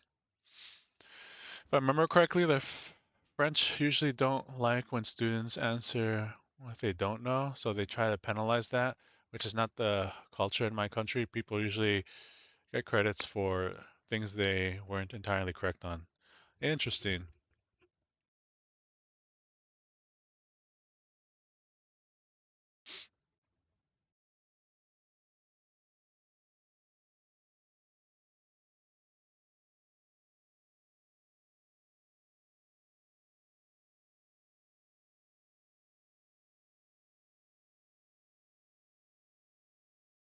So like the that sounds kind of contradictory. So in France, you get penalized for answering what you don't know. Okay, I'm confused. I mean, they don't get the fluke credit, but they aren't penalized for the part that they didn't get correctly.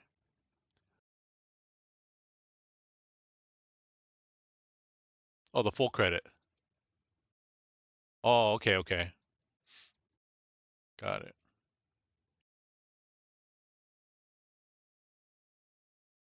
Uh,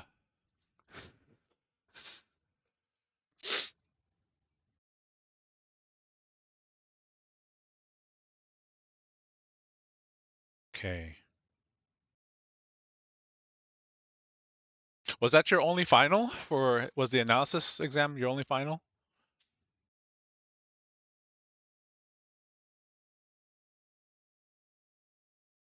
Let's say you try to prove something and you fail in France, you'd get penalized instead of just not getting the full marks.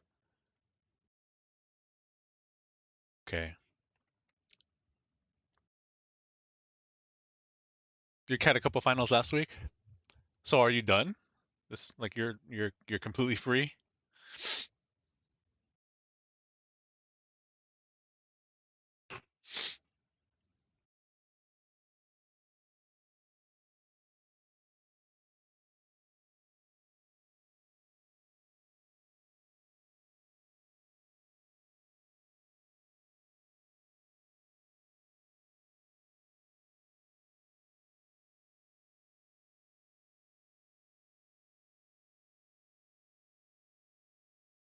Just waiting for summer classes now?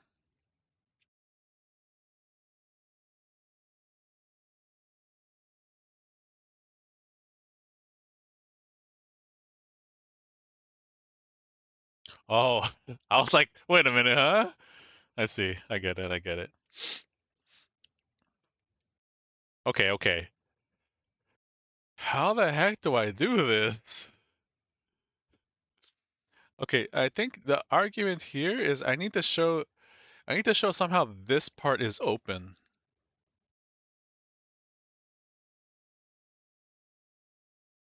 Okay, how do we do that? How do we show that this is open? Okay, this set is open. This set is open. Is the intersection is what are you trying to show? Okay, so here's what I'm trying to show. Well, here's my current objective.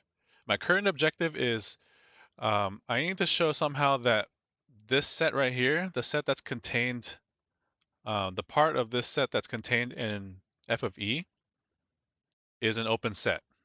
If I can show that, then my proof is basically finished.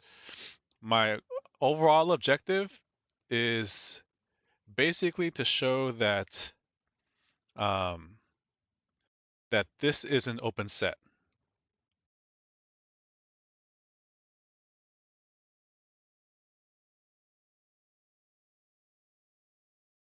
I need to show that this is an open set, and I'm doing it by cases.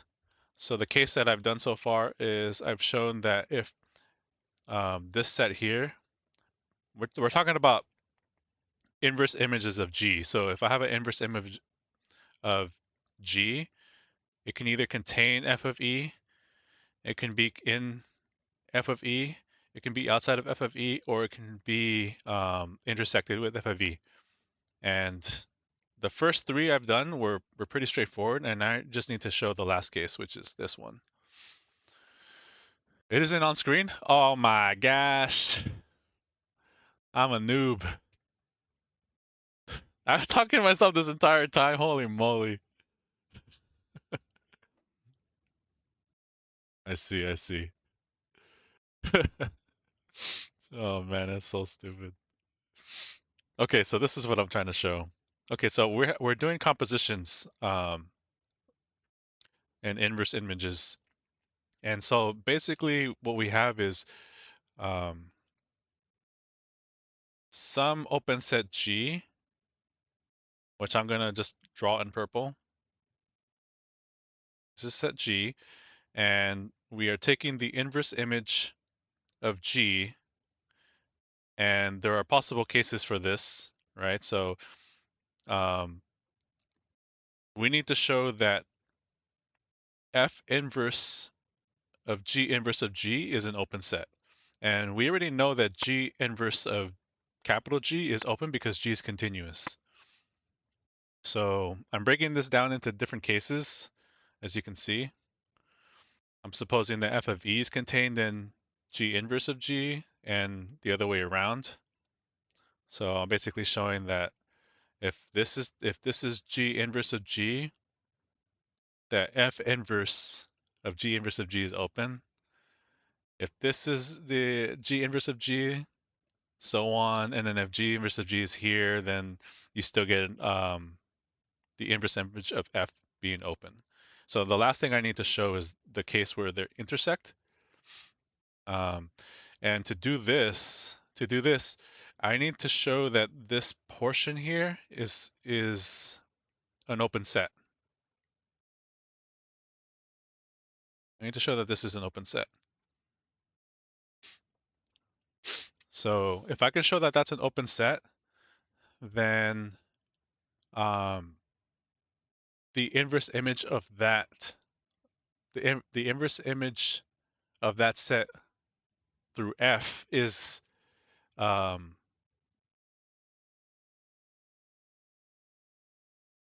measurable. That last consequence is straightforward. I can get that pretty fast, but I just need this part. So I have that this red set is open, and I have that this f of e isn't the definition of a measurable that the inverse image of any open set measurable. In this book, it's a consequence of the definition.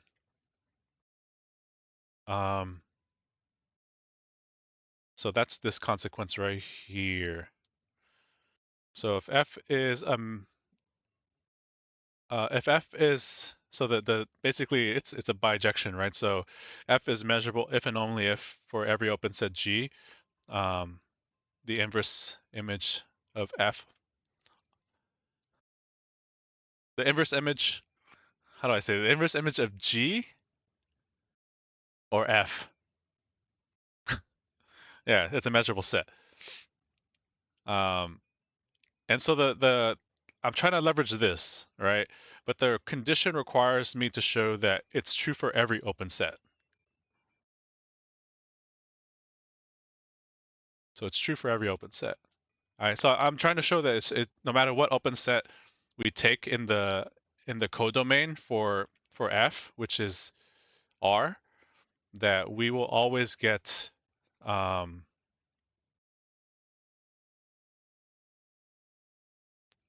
a measurable set.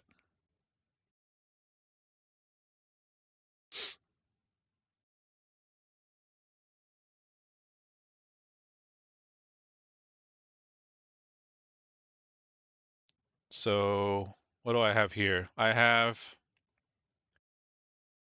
So in the first case, I've shown that the range of f is contained in G inverse of G, and I was able to show that that just leads to E, which is measurable. And then when you flip the rows, when you have G inverse of G contained in f of E, you end up getting you end up leveraging that result that we just looked at. And then when we have G inverse outside of the range, then we have the inverse image being the empty set, which is also measurable. Regardless,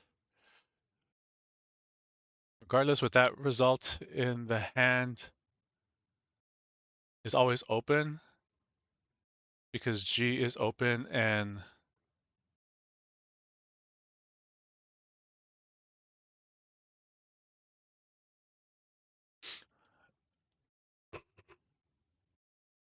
yeah, that's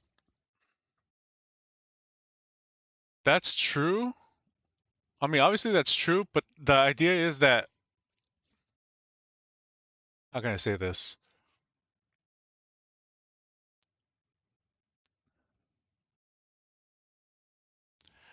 The issue with that is that you how can I say this? Because my main issue with with that statement is that um, we're trying to show. Okay, how can I do this?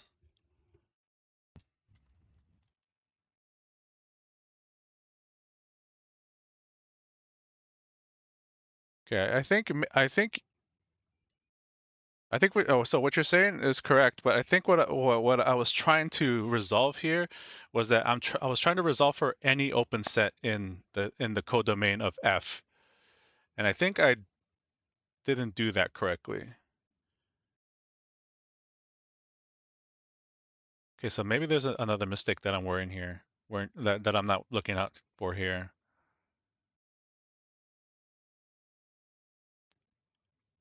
I'm trying to resolve the for all condition for the bijection, right? If I take an arbitrary open set in the codomain R, that the inverse image of F is um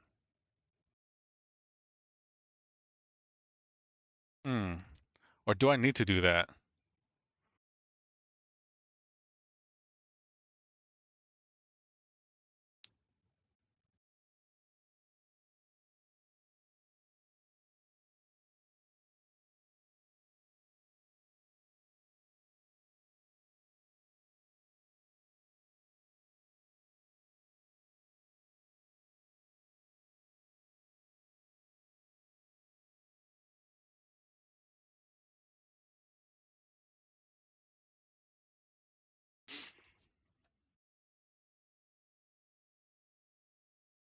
Okay, let me think it through real quick.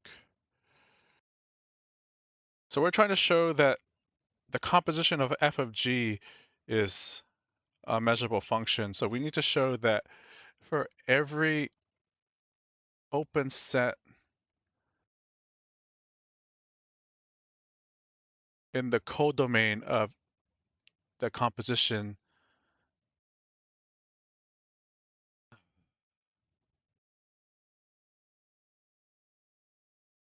for every open set in the codomain of the composition, we get a measurable set for the inverse.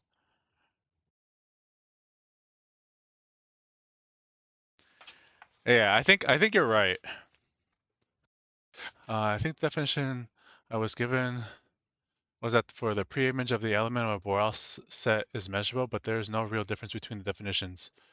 But you're just dealing with the composition. You never have to deal with things directly in the middle. Right. Yeah, I think I'm for some reason. Yeah. I've mistakenly thought that I needed to show the for every open set in the codomain of F, but we're talking about the composition. Right. So that actually, my gosh, yeah, mistakes like this will happen. I'm glad you came um, to point that out because otherwise I would have been like wasting my time here trying to like go through all these details. So let's see.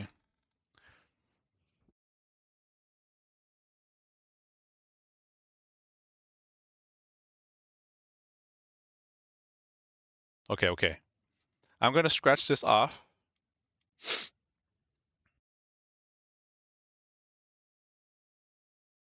and I'm not gonna delete it because it's gonna be a potential learning situation in case someone else down the line does the same mistake as me.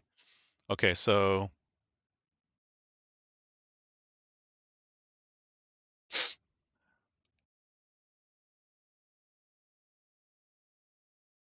okay, got it. Right. So because we are dealing with the composition, um, we are really only looking at this codomain. We're looking at this codomain, and we have for every open set G in this codomain um, that the inverse image of G inverse of F is a measurable set.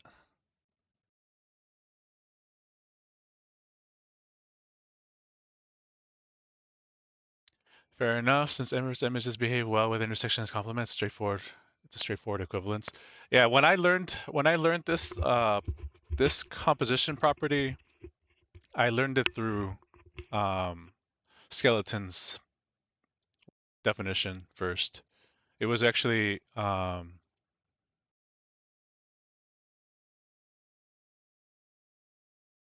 this one right here.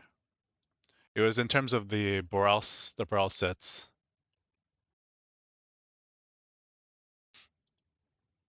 Another short proof.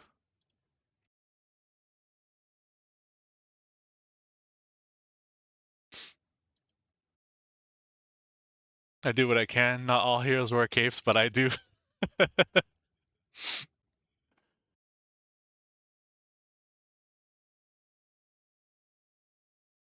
I appreciate it. Man, I made a rookie mistake. This is I don't really have a lot of opportunity to work with composition functions, and so this is basically showing my the fact that I need to work with it more. Um, okay, so that G be an open set, since G is continuous, G inverse of G is open. Since F is measurable, then we can say that the F inverse of G is a measurable set. This is by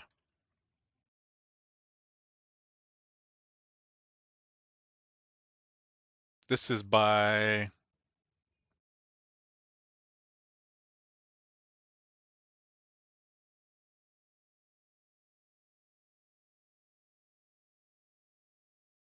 I think it's literally just by that proposition. Um,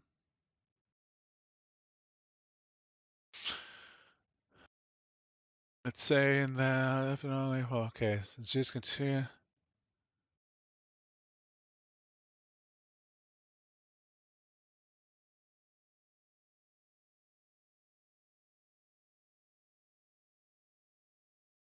So yeah, so this is measurable. Where is it at? This is a measurable set because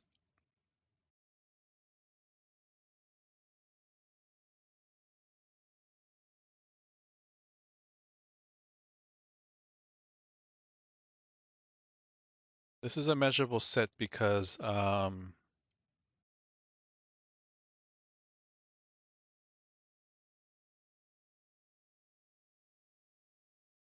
okay, I'm gonna write it. Ugh, I don't want there to be such a huge gap though. So this is a measurable set because I mean it's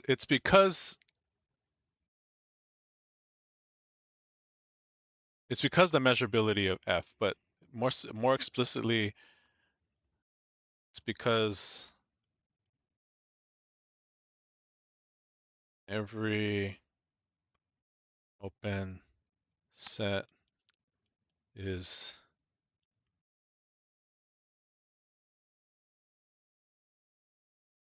a disjoint countable disjoint.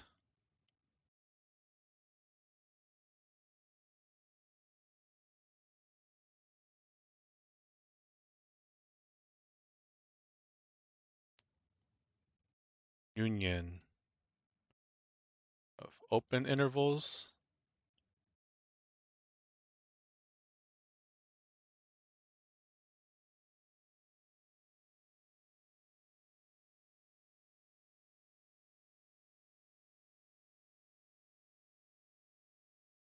and the definition of measurable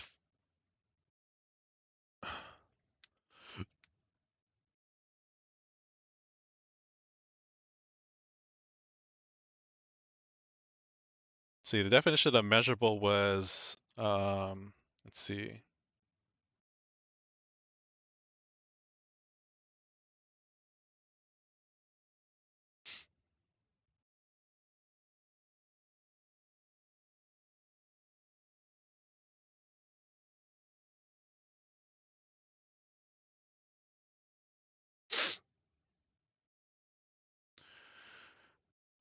Have you done point set topology? I would think working with the inverse images of open sets would have been beaten into you by this point. Yeah, but it's been a while since I've done um, point set topology. I'm actually going to work through it again after I finish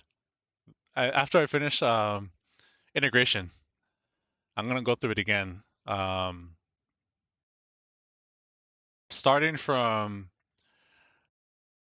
starting from um, where am I starting from? Not from closure, from limit points, maybe a little bit past limit points.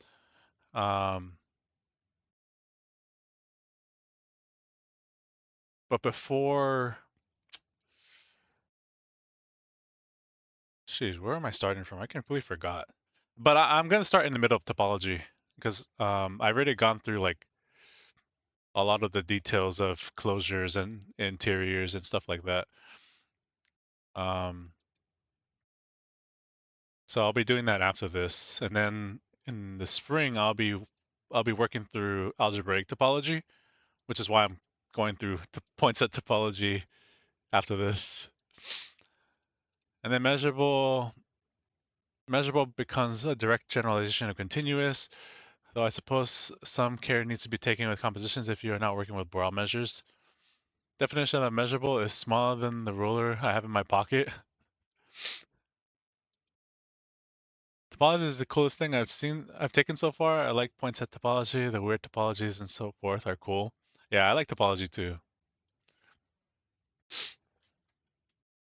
Closure, I need it for my topologies, and I need it from my exes.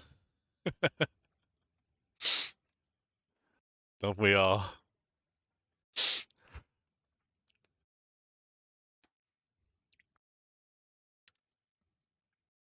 Yeah, I'm excited to go through algebraic topology.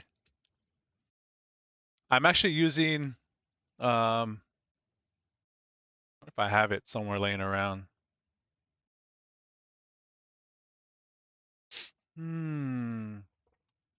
Heck is it?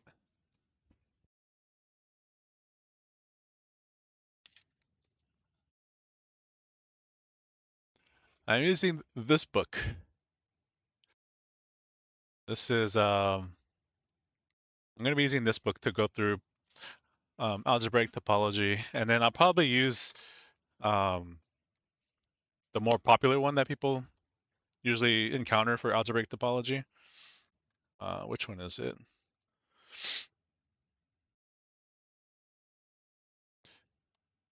I might use.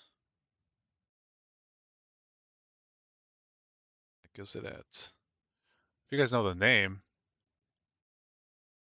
is it Hatcher? Hatcher doesn't ring a bell. This one. Is it Hatcher? Yeah, it is Hatcher. Yeah, I will be supplementing it. Maybe I might use this as um I can't really say I'm going to use it as a primary text because the one that I just showed you is it will be my primary text because I'm taking a class on topology and that's the primary text that they're going to be using. Um, but I will be using this because I know this is one of the the the books that everyone uses. For a wild ride, check out May's concise course in algebraic topology. You'll learn a lot, and you'll get to see why the geometers forbade him from teaching algebraic topology to graduate students. Instead, he taught category theory, homological theory, or he did when I was there. Gee, that's insane. Let me look it up. Um, if I had all the money in the world, I would buy all of these books as a hard copy. I just I don't have all the money in the world. Um,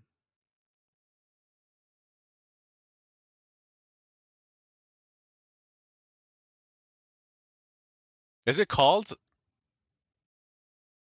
Concise Course is free online? Yeah, I don't like online books. I like hard copies. I only really use online stuff if I want to like project it on my stream.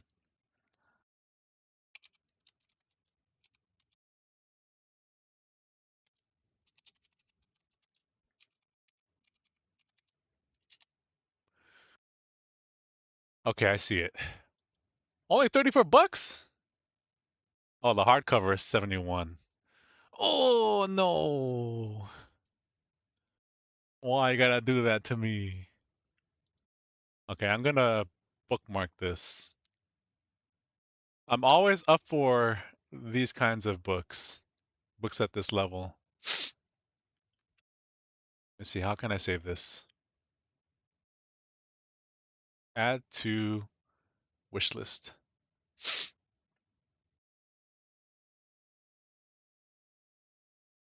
Free legally? I see. Okay, okay.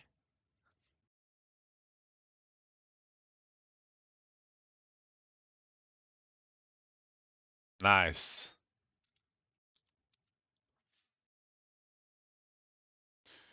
So you went to the University of Chicago, huh? How was it there? How'd you like the math program there? I think my girlfriend's applying there for a PhD.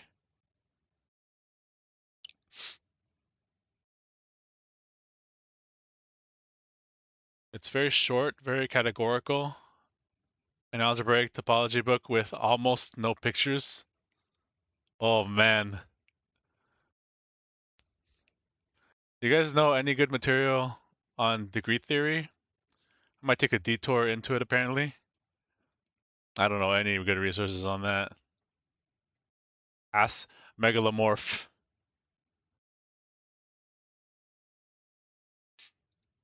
I like that it was intense, but I learned a lot. That's good to hear.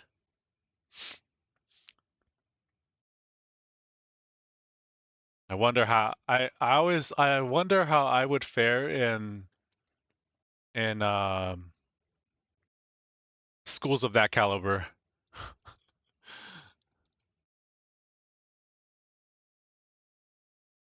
Let's see. What am I gonna do here? I'm doing this proof. Okay, how am I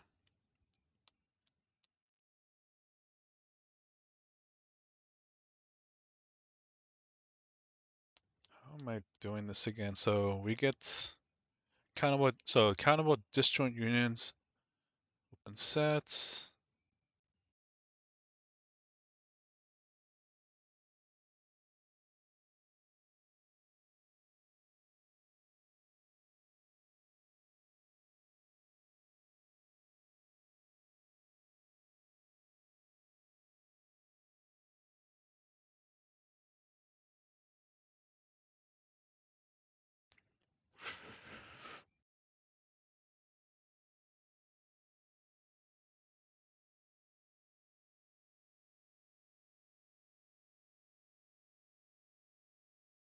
I feel like I should have proved this actually. Didn't I prove this?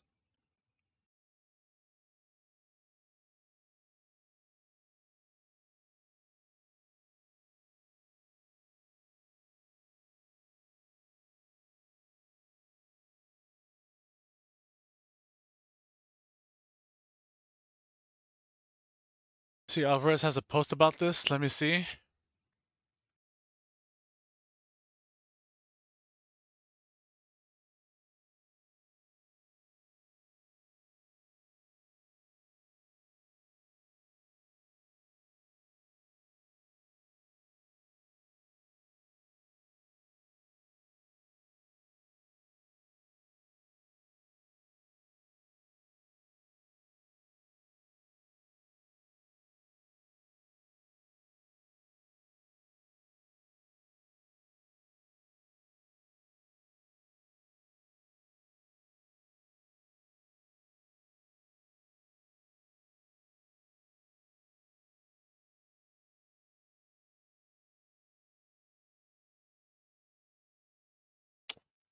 Oh my gosh, maybe I need to like have a sub result here for this case. So, because I feel like I'm gonna reference this a lot.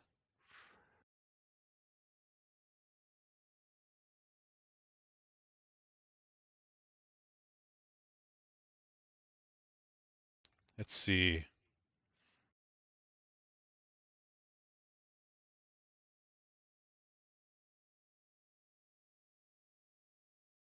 So we've broken down the open set as a disjoint union of open intervals. So we're taking the inverse image of f of disjoint union, accountable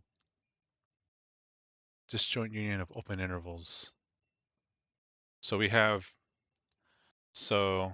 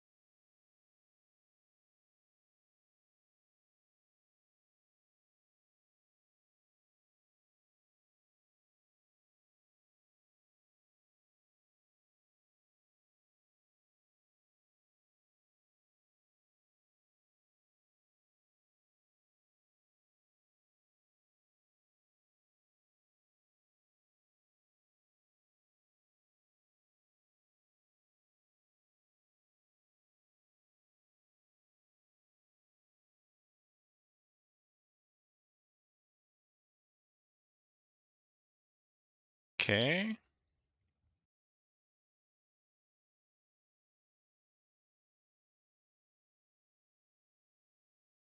Yeah, and then this is where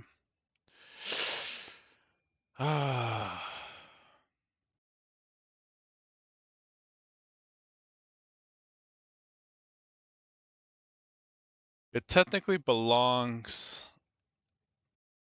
So I have these cases here, but if I were to rewrite this as R, I can make like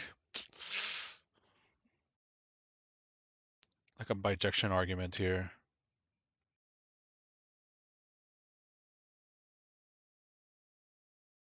Maybe something to do later.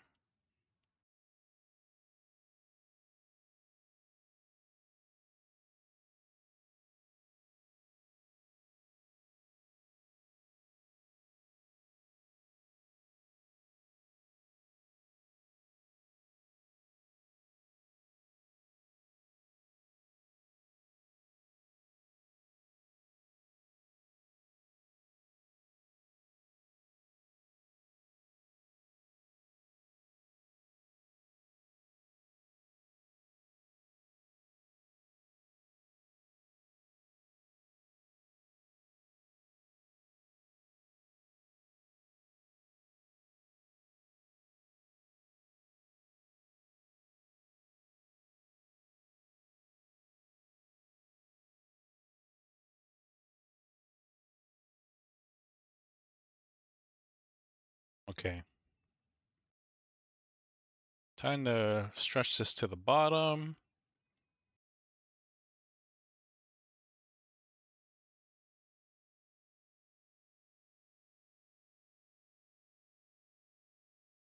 And so we have that as measurable, and so by the result that I called 4.3.4? Is it 3.4? Yes, 3.4. Result 3.4.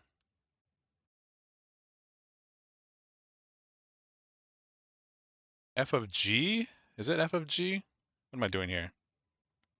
Oh, G of F.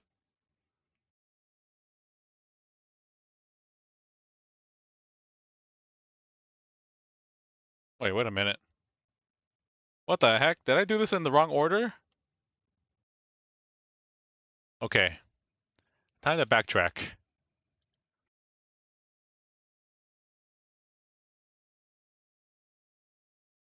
No, this should be the right order.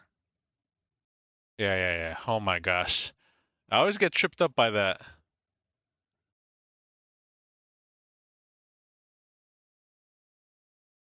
Holy moly.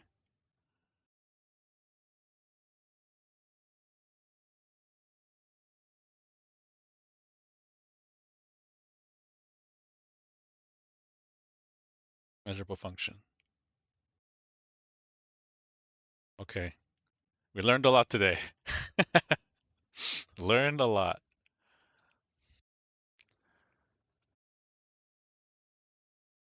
Oh my gosh.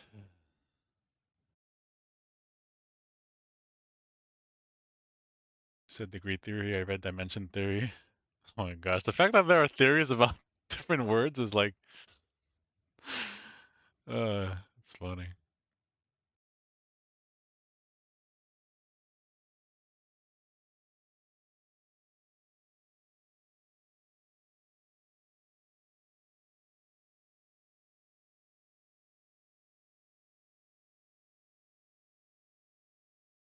Bro navigates to this but can't understand pendulums.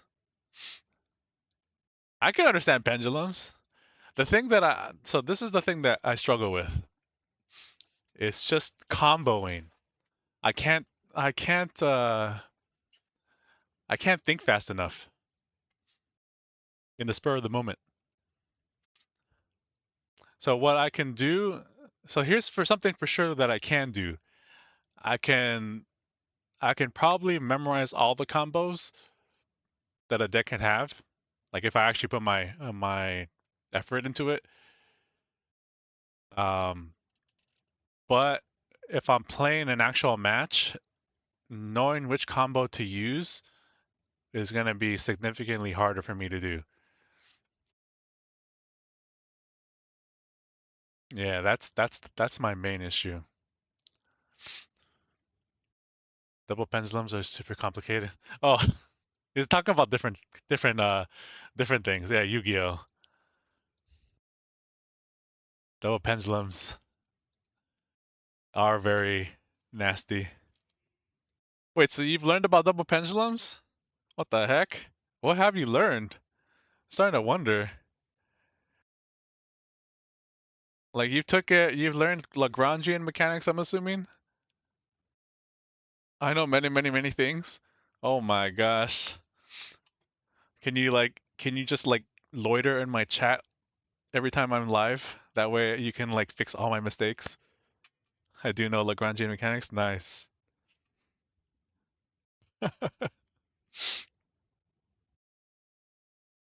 Coolest physics, classical mechanics. I can loiter sometimes. Hey, I'll take it. I will take it. I honestly don't think I make mistakes this big. Like I just like I just do like I just did today. I don't make mistakes this big that often. At least I'm pretty sure I don't. But when I do, I hope you're around.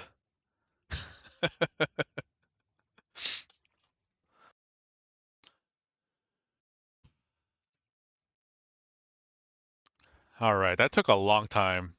Man, this was actually a short proof after all. No.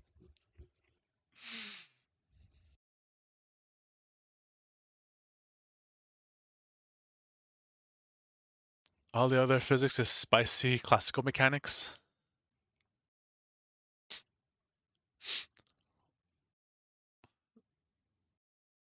Do you know why my Unite randoms want to backcap at Ray? Hey, that's one of life's biggest questions. No one knows. All the other physics is oh, I read that. Is Lagrangian mechanics the one that gets generalized to symmetric geometry or symplectic geometry, or is that Hamiltonian mechanics? I actually do not know. I've learned Lagrangian and Hamiltonian, but I haven't like gone beyond like any generalizations. Lagrangian uses the least action principle, right? Uh, okay. Oh my gosh. I don't know if that's a way to generalize it to symplectic geometry. Least action principle describes my dating life.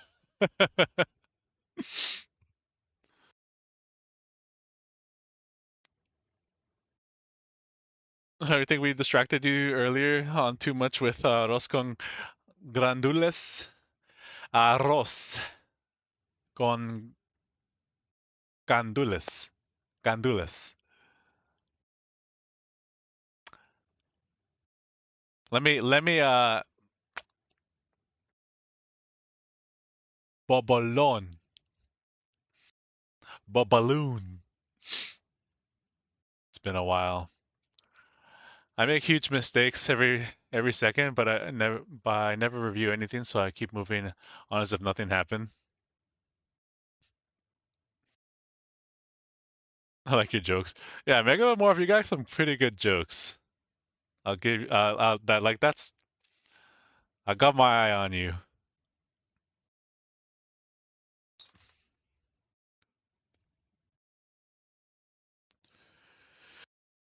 The eye in the ceiling waiting for the right way to pronounce it to come out of the sky. Yeah. Okay, I'm running out of time because I do gotta go. I gotta go like 40 minutes away from where I live to drop something off. And then I have to work for a bit. So I do have to wrap this up soon. I was hoping I was hoping this wouldn't take that long. I'm a little bit surprised that it took this long. But now that the composition is done, we get a lot of things for free basically. Um, we get the square for free. Okay, so the next thing I'm gonna do, this should be pretty fast. Next thing that we will do is we will get f squared and f measurable. I'm gonna put it right here. Just this is next. And then once we have x squared and absolute value of f measurable, then this becomes pretty trivial. Um, and then what do we have next? What do we have next? Okay, after the product is done,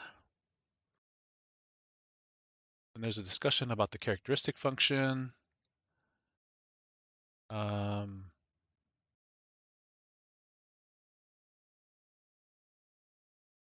then there's the max function. I know it's kind of useful to use.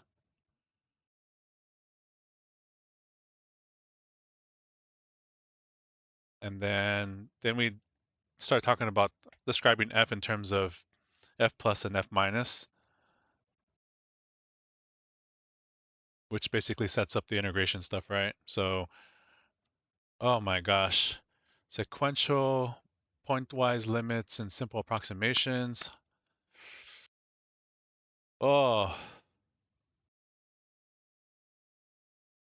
the three principles. And then we're finally in integration. Oh my gosh. But I suspect this one will be fast because I think the proofs for these in Axler's book are very similar to Royden's book. So I will just copy and paste there. Okay.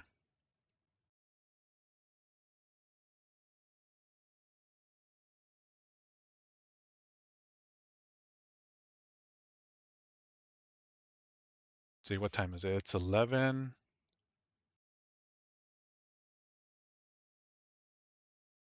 I have to be at work at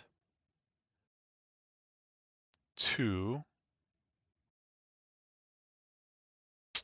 Yeah, I don't think I have time.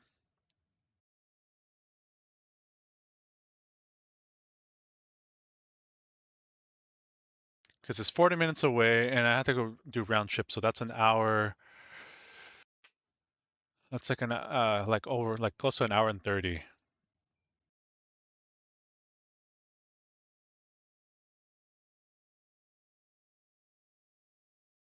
Then I still have to get ready.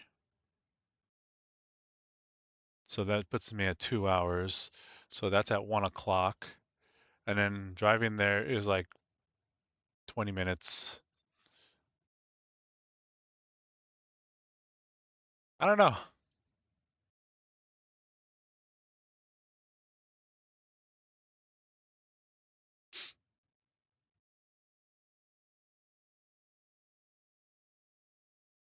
I just call it? Should we end the stream?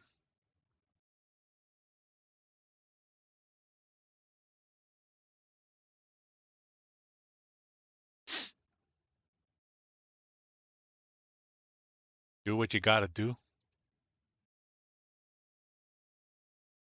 That makes you happy.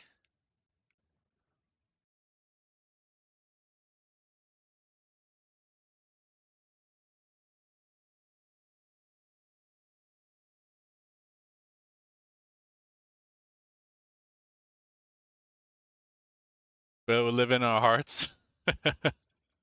I'll be back tomorrow.